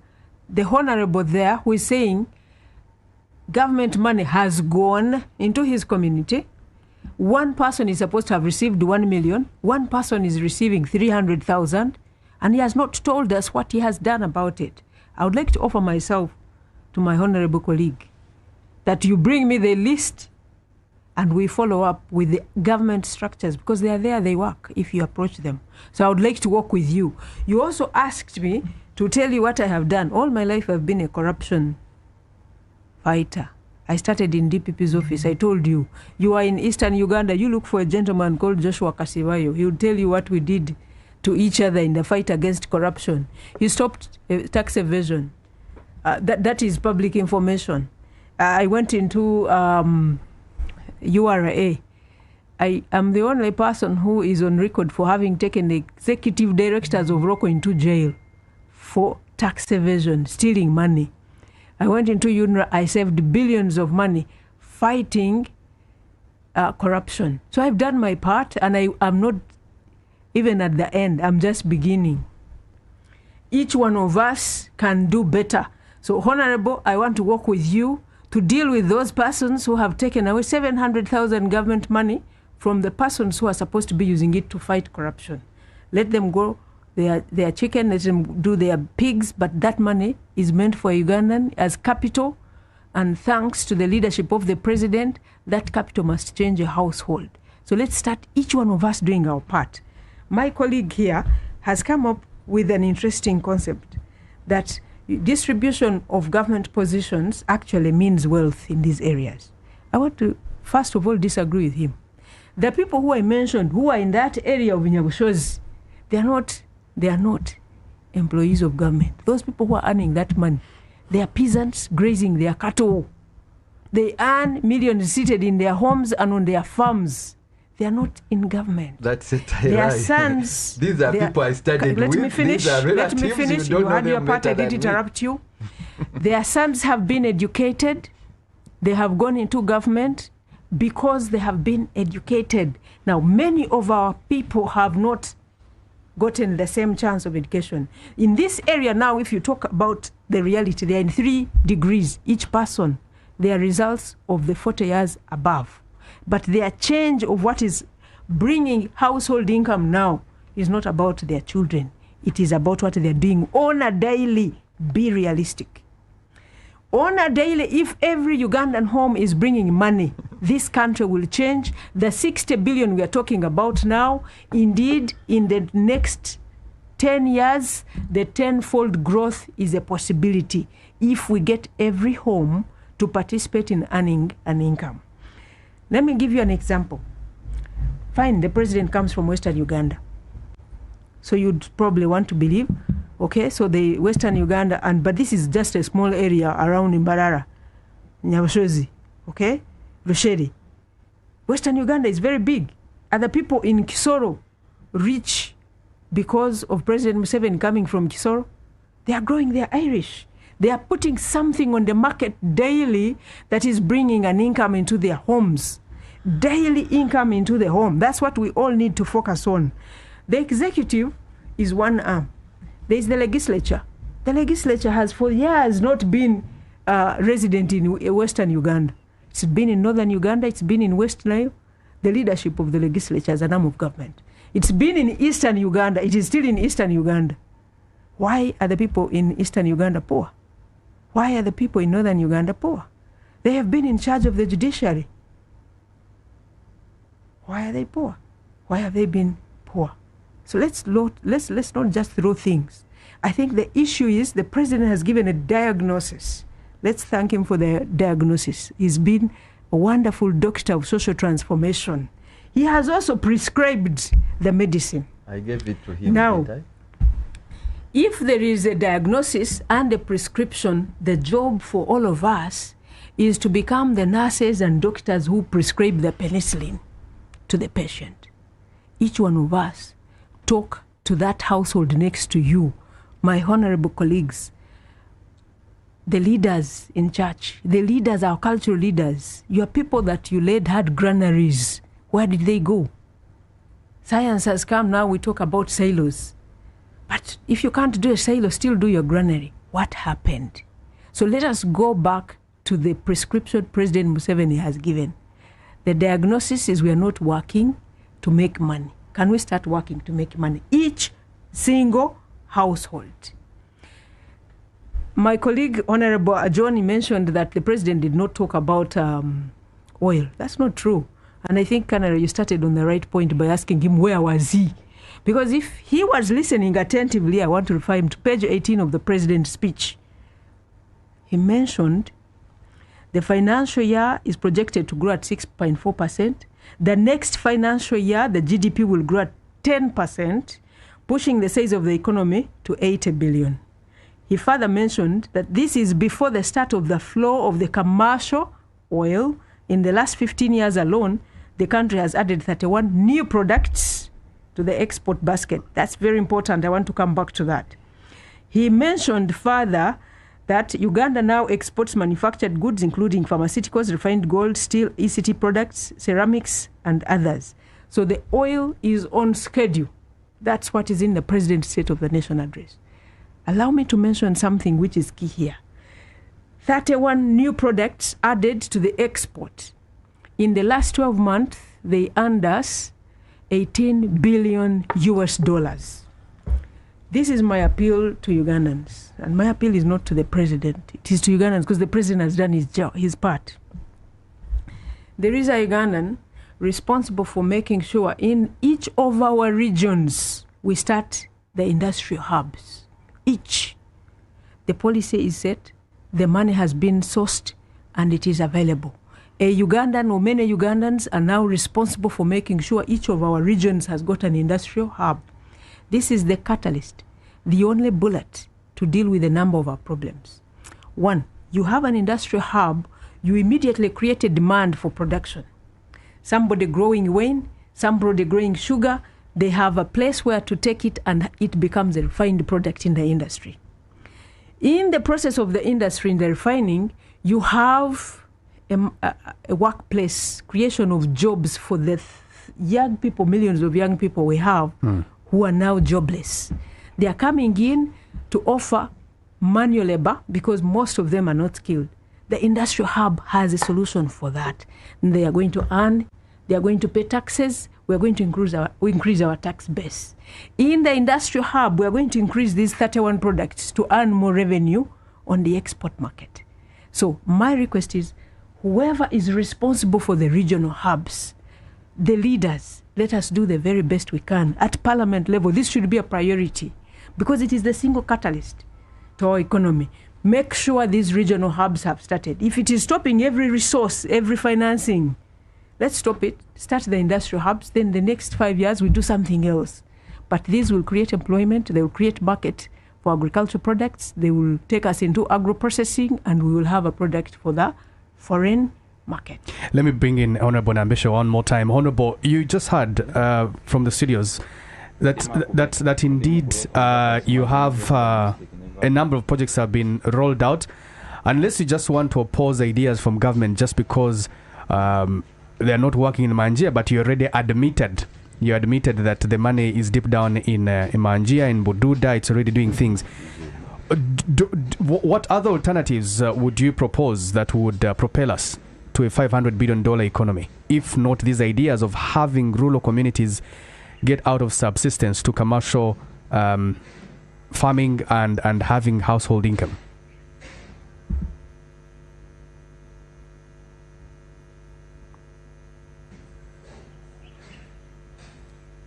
It's probably not listening to you. Honorable, can you hear me?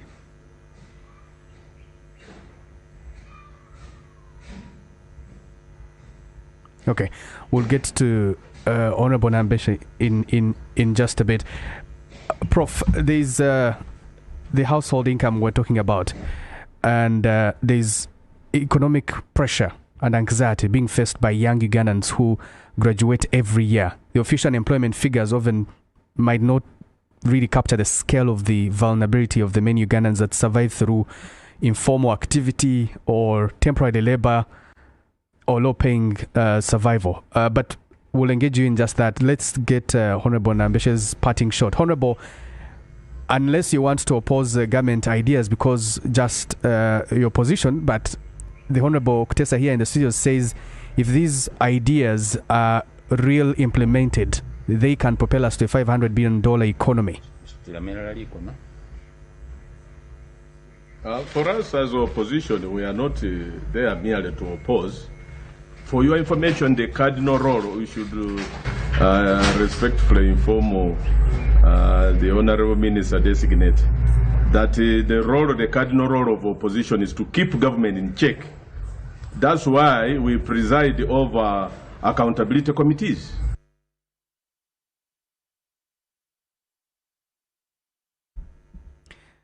Okay. And the departments, the government, the executive hardly prosecutes them. You remember most of the reports we have, like in Kosase and Parker Central Government, have never seen the light of day, blocked by executive again. Anything to say? So opposition is well-intentioned. We would want to expose the nakedness of those that are in the regime, left, right, and center, stealing public funds. But we have not received the complimentary attention or attention from the executive to support the fight against corruption. She has just mentioned something to do with yes, that the president mentioned the oil and gas sector in his speech. That's not true. She has even quoted a wrong page, because I've perused through the entire State of the Nation address. The president fell short of giving the usual updates about the oil and gas, which he had actually pledged to be ready, the first drops of it to be ready by 2026. It has not come to pass. And we expected him to give more timelines and even the challenges that the oil sector is grappling with.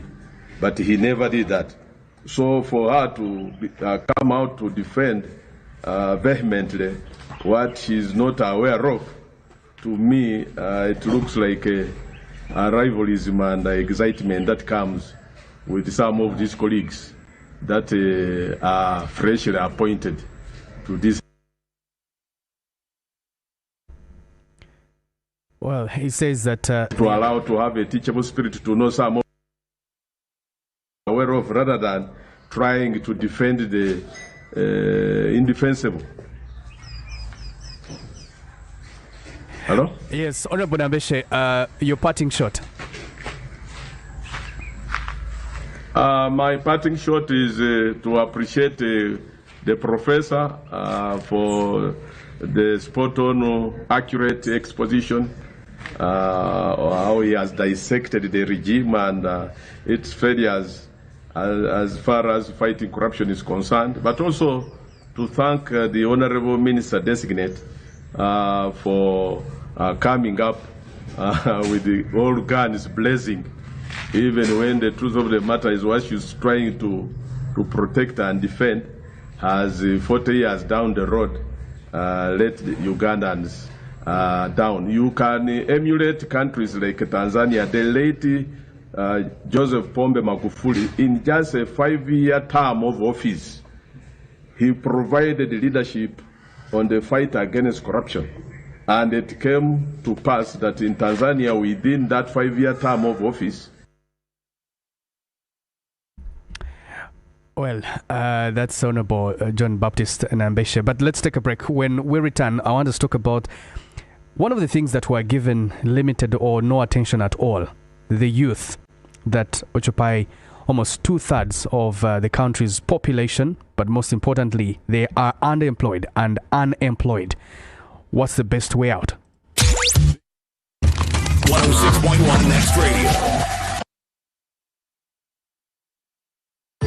Looking for a household cleaner that truly delivers? Meet Appo, the antibacterial cleaning powder for bathrooms and surfaces. Appo is formulated for 3-dimensional cleaning. It's a scouring agent that scrubs off dirt and stains, a germicide that kills 99.9% of household germs, and it works with water to wash everything away, leaving your bathrooms and ceramics hygienic and sparkling clean. Keep up hygiene standards without breaking the budget. Switch to Appo today. Appo is available at supermarkets and convenience stores countrywide.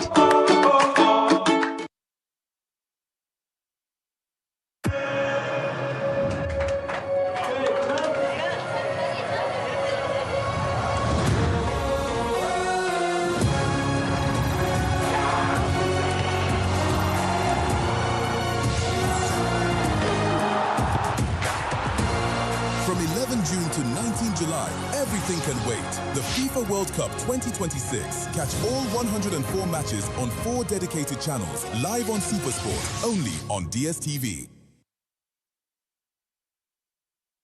Tekomu kaweefube waffe owalinnya step liiro ffenna tulabe nti buli lugendo luggwa bulungi tusange ku mitimbagano omanyi enkyukakyuka gy'osobola okuleeta ng'okozesa hashtag yaffe hashtag linnya step.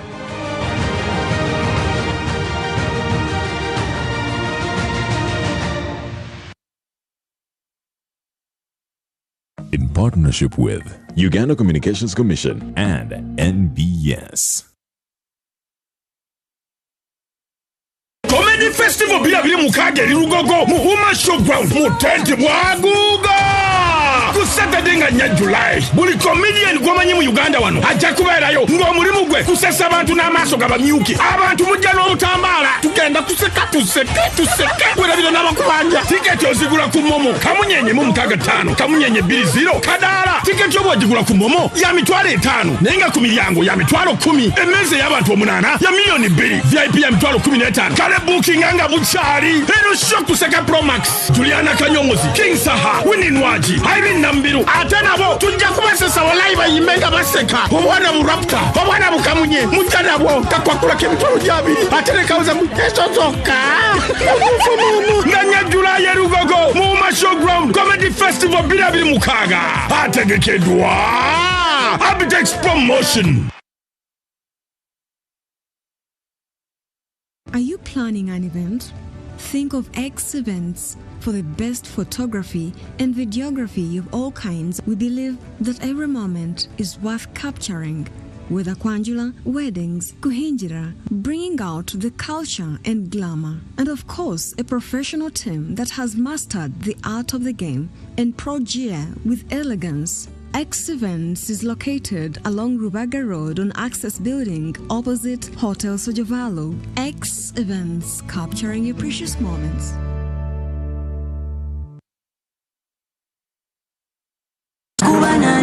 NBS TV, Senyuka TV and Afro Mobile presents Omlagen House's Shenza Productions Band every last Saturday and first Saturday of the month at Vibes Hub Chiwenda, opposite Prime Pearl Station. You have any function and you need entertainment? Call 0709-616-093. Sponsored by Silver Bubble Studios, NBS TV, Senyuka TV and Afro Mobile.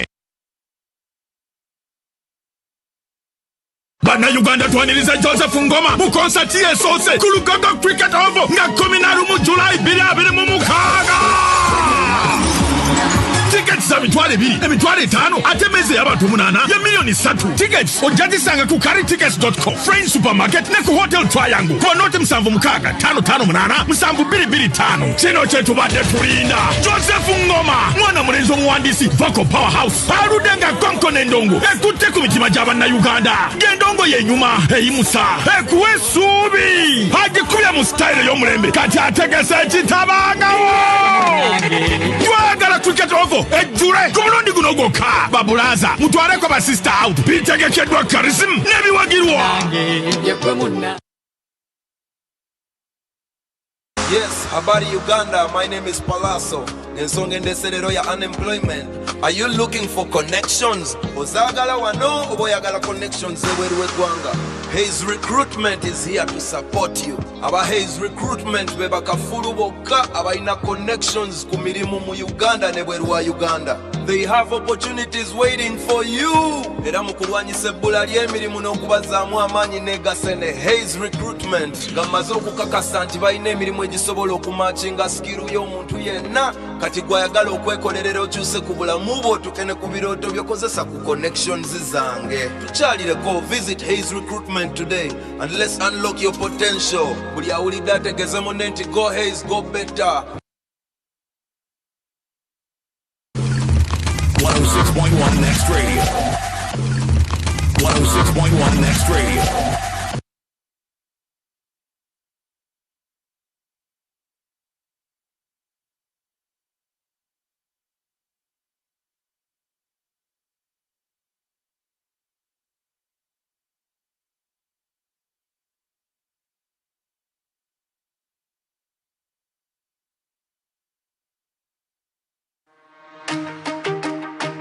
When the news moves, you move with it on AfroMobile. Get real-time updates and the moment they unfold. Choose from over 80 live TV and radio channels and follow current affairs your way on the platforms you rely on the road, in the office, in the middle of your work, or out and about. AfroMobile keeps the story going with you. Download AfroMobile today and stay connected to every update as it happens.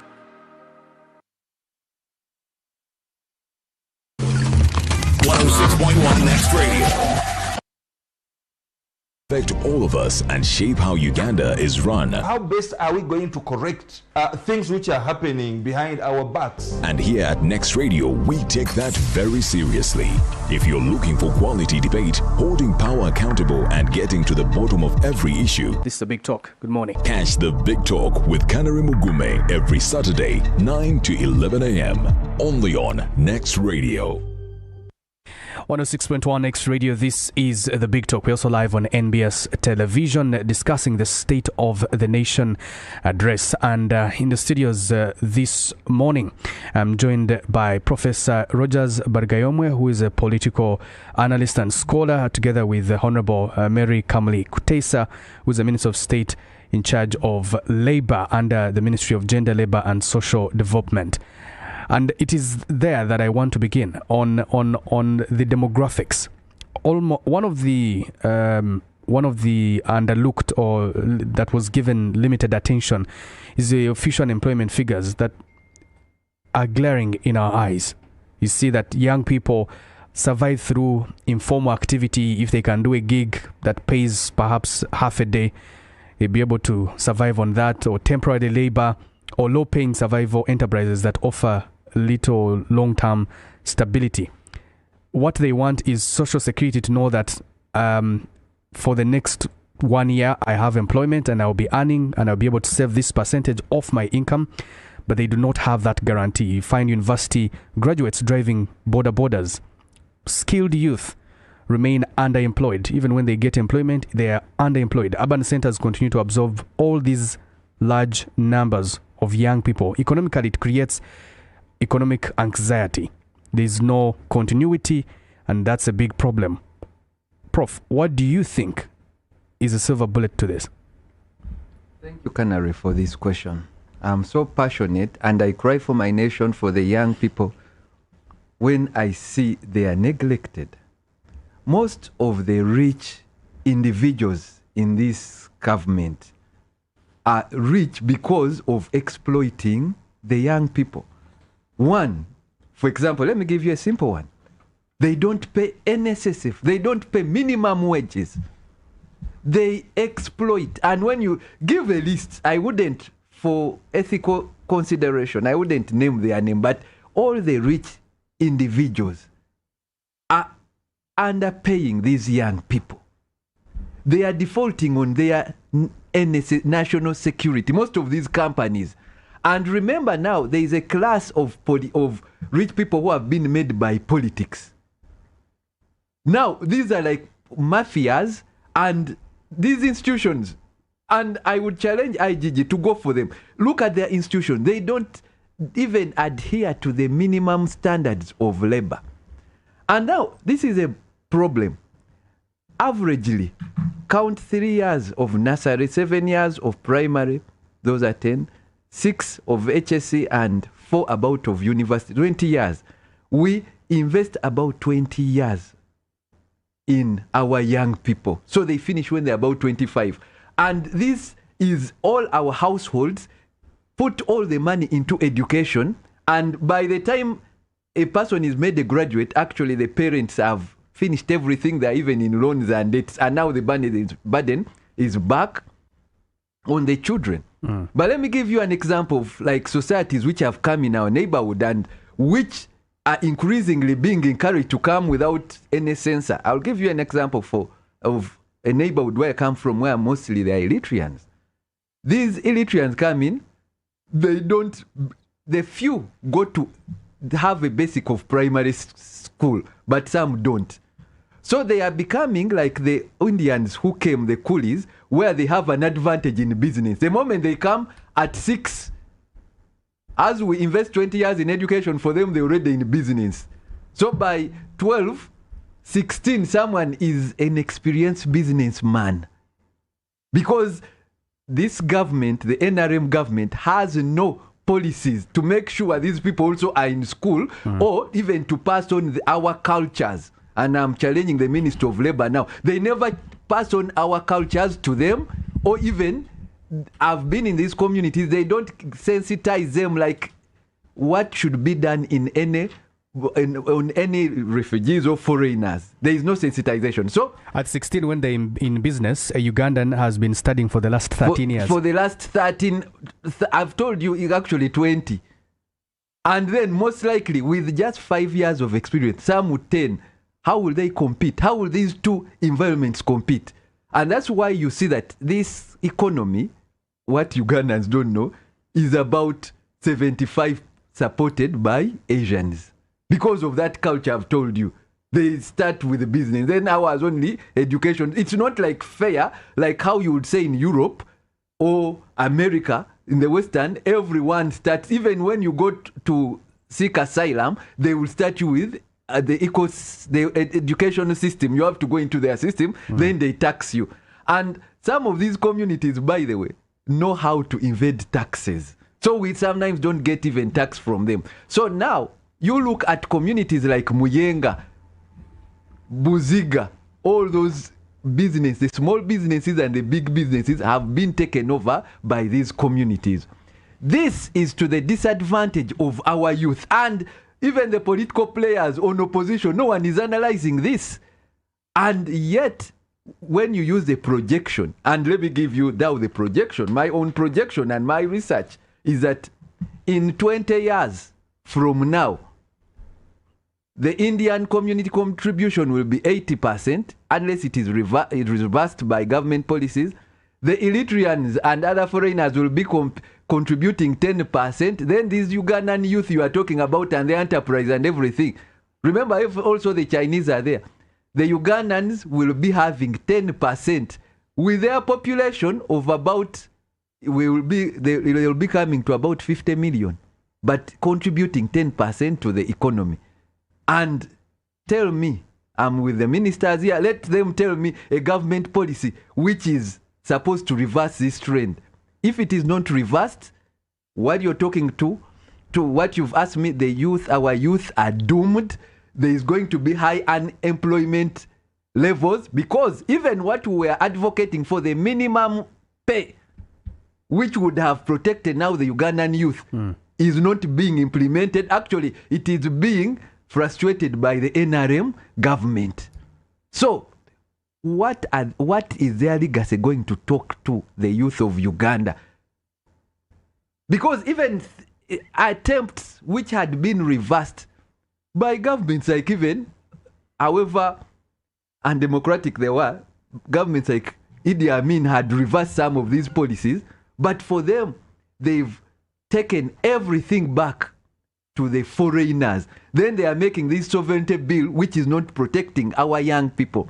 So what is their take? And even the opposition is not discussing this. Who is helping our young people? Imagine, like you said, Canary rightly, a State of Nation address, and it is not targeting young people at all, who are the future of this nation. It should be a gift to NRM and to President Museveni and for his legacy when he now directs the economy in favor of the young people. That would be his point where the people will remember him for. But no one is talking about that. Honorable Minister, the demographics, the young people, the numbers that we are proud of, they can either become an engine of development or they can become a source of instability. Why is it that government has not integrated young people into meaningful productivity? You realize, Canary, that this country is a young country. So whatever policy is coming on the ground, it's not for the old because they're not there in this country. This country is a young country. Our median age is 16 to 17. So when the president stands and says, I want to see industrial hubs, he's not talking about people who are 60. He's talking about Ugandans who are the majority aged between 16 and 17. So every plan he is making is for these young people. And every plan he has made is for these young people.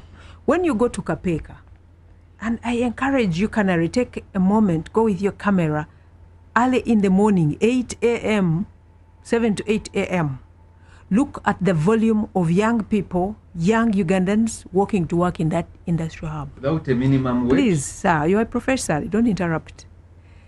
They are working in and making an impact on the economy. They are producing products which we are selling here in Uganda and across East Africa and the world.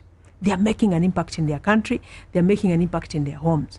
And what the president has said, every region have this industrial hub. What has failed the industrial hubs? Small, minor conflicts on land involving central government and local leaders with selfish interests. These are things which we need to iron out. Because once the industrial hubs in these areas start, once they commence, you immediately have a problem of over 30,000 jobs solved in that locality. So these plans are not for the elderly. They are not going to pack tiles. They are not going to mix these things in these industries. They are not going to make wine. It is the young people. So the solution is already provided. It is the action implementation of every leader responsible for bringing it to the table. And this is what the president is saying, no sleeping. Everybody who has a job, let's get up and do it. Now, the solution, further in my view for the young people, has been very, very well stipulated in NDP4. NDP4 is one of the most wonderful policies Ugandans have written. And I'm really proud of the team, the executive director, Dr. Joseph Muvawala and the entire team have produced for this country a document. If we pick it and implement it, I assure you in the next 10 years, we shall not be a poor country. We shall not be a low middle income country. We shall be a middle income nation. What are they saying? They are saying, let's do 10 times more, 10-fold growth. If you're a professor in a university, teach 10 times more. If you are hosting a program here, do it 10 times more for the good of your country. Whatever we are doing, 10 times more. If I am a farmer and I am growing 1 acre of coffee, I am now required by my country to do 10 times more. 10 times growth fold strategy. If we pick it and run with it, it has 4 pillars. Pillar number 1 is agricultural industrialization, which is where I'm saying the potential of the jobs for the young people in this country is in agricultural industrialization. Food is a commodity that will always be on demand. So we can create food on the garden, we can create food after the factory, and that chain produces jobs, that chain produces income, that chain employs young people. 10 times more for agricultural industrialization. So this is Honorable Minister Frank and team. This is Honorable Minister in the skilling education sector. 10 times more. 10 times more. Essentially, Ugandans, we need to think about this statement very hard. If I have been coming and working on my desk as an extension worker, normally, what your country is asking of you now is do it 10 times more. So think about that plan and actually implement it. Each one of us. It is a responsibility that we owe to ourselves, to our children, and to the descendants that will come after we are gone. Item 2 is tourism and the service industry. So much potential in this country for tourism, which we have not tapped into. 10 times more strategy of growth for our industrial tourism. The creative industries fall in here, and the young people are very, very, very, very keen on making money out of this industry. So for me, as a state minister, and I'm very happy I have a general who is extremely alert on the needs of this country, we will definitely do a lot to make sure the creative industries and the young people in that area are given opportunities to exploit their potential. The market is the entire world stage. So we'll do the best we can there to improve creative industries.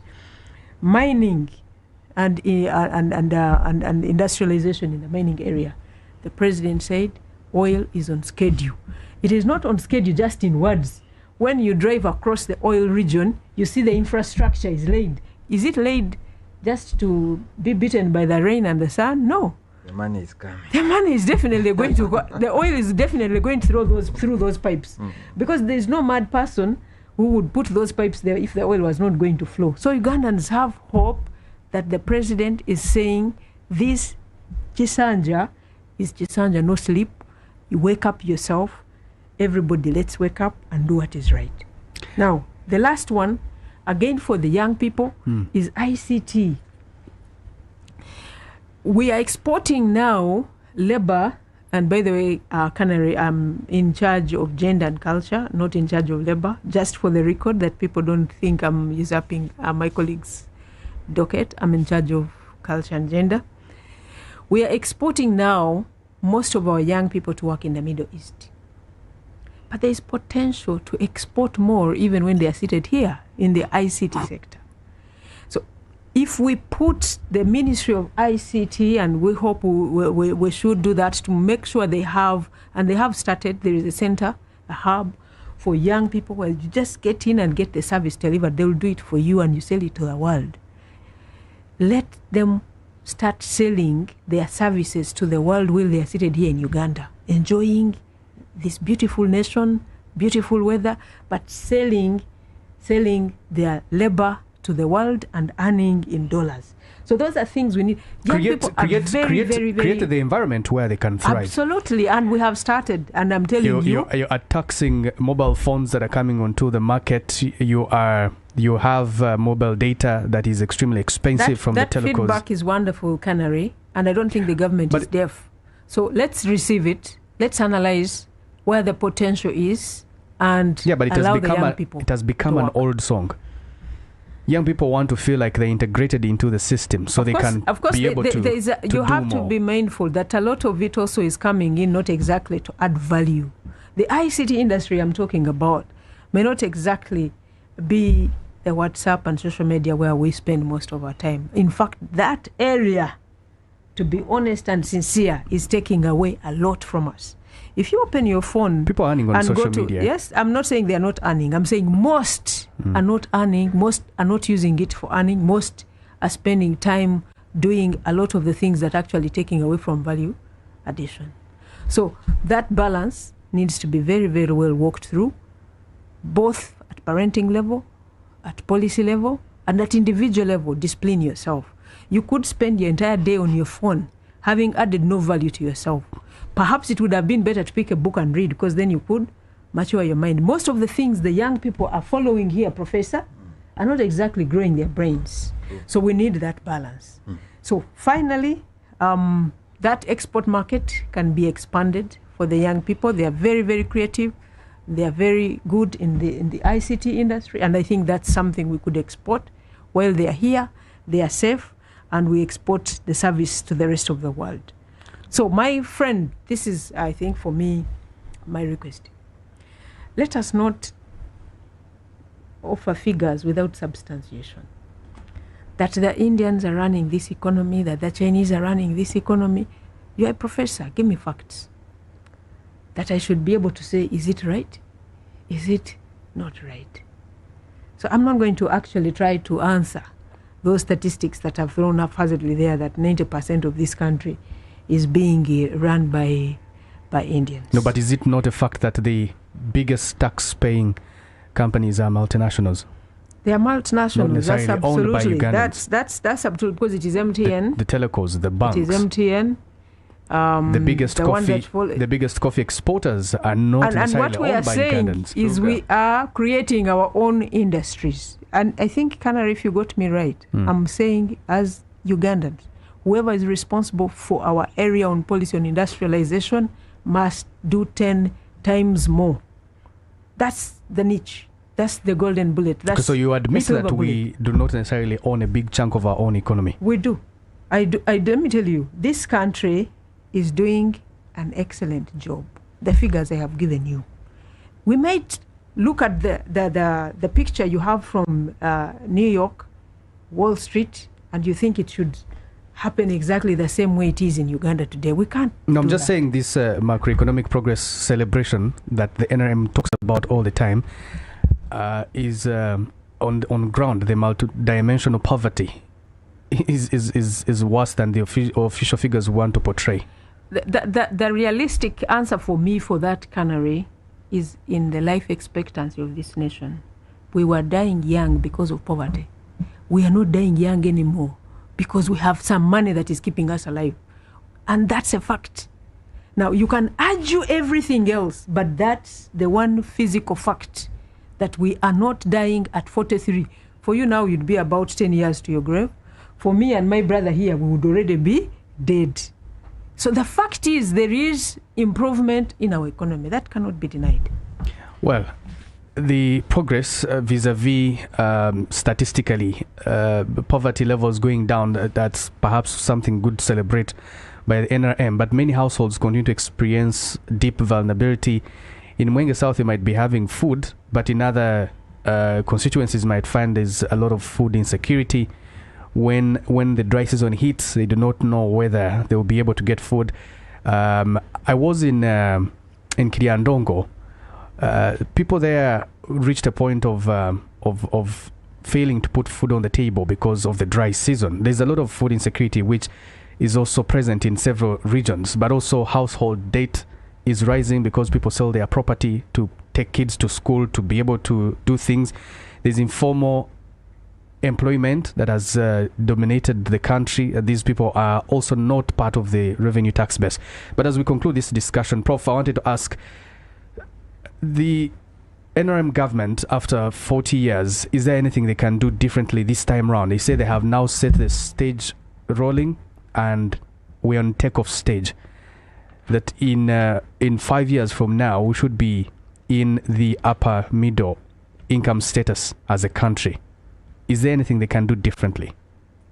Definitely, God has given them chance that they can try to transform some of these things. And most importantly, and given that I have a privilege of talking to the line minister here, is more like she talked about the quantitative, which is impossible. Now, how can you say, I'm doing work of a lecturer, I do it 10 times? That is impossible. Most importantly, they should now look at more of the qualitative, not the quantitative. They are more interested in figures, but the quality, they've forgotten about it. And this is how, for example, in his ministry, and he talked about the issues. Let me interact with the issues is given moral degeneration. And this is why we see the effect of corruption and everything. It comes from the morals, and her ministry is in charge of that. Like if you go to see, there is not so much specific attention given to morals. Even in universities, ethic issues, this government has degenerated the population into issues of morals. And like I've also told you, when they let these many refugees come in, these are things they should sensitize them on. And that is part of quality. She talked about issues of how many people are going to Kapek.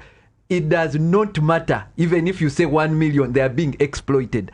Until this NRM government talks about minimum wage, then they shouldn't just give lip service to the youth. Why are you taking all these young people to be exploited by some of these quick investors? I know of cases, because as a lawyer, many of the young people have brought me cases where they are not paid, the industrial courts are inactive. So until you touch things of quality, like minimum wage, then you are not going to address issues of young people.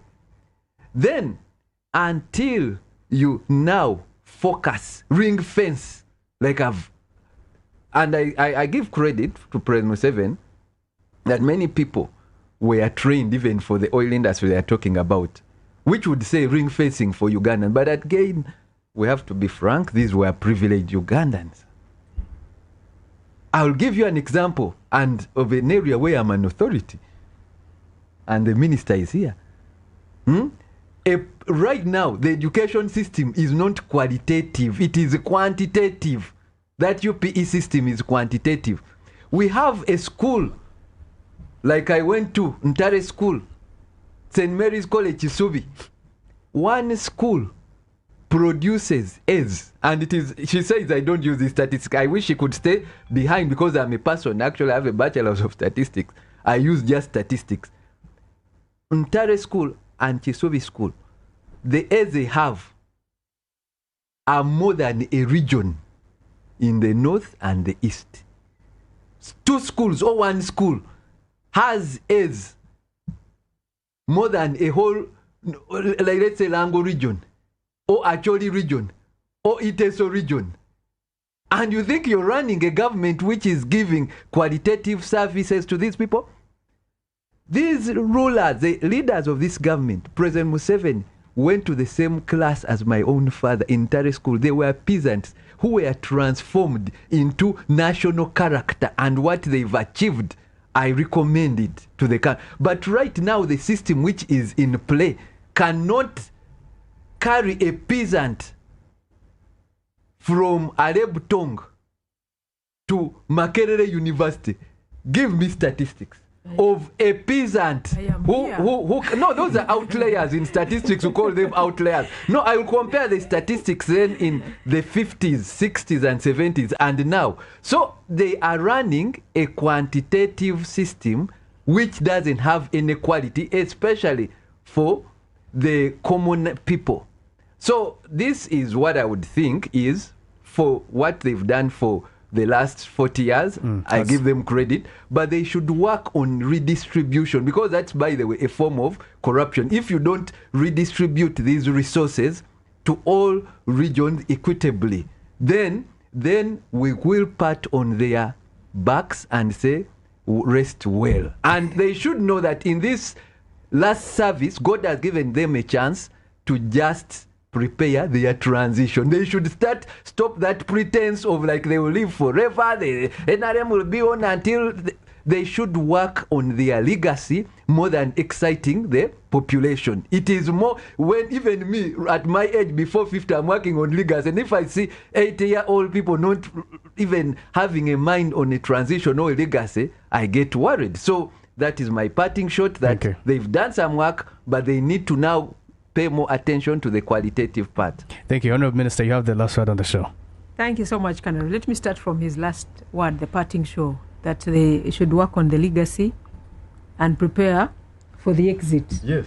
I want to give him the assurance that NRM is not going anywhere as a party. Our chairman might be 80 years, but I am here. I am here. I am not 80, and we are going to stay, and we are the only organized party that will lead this country for the next 100 years. PLU has already taken over. Is it a party, Professor? Is it a party?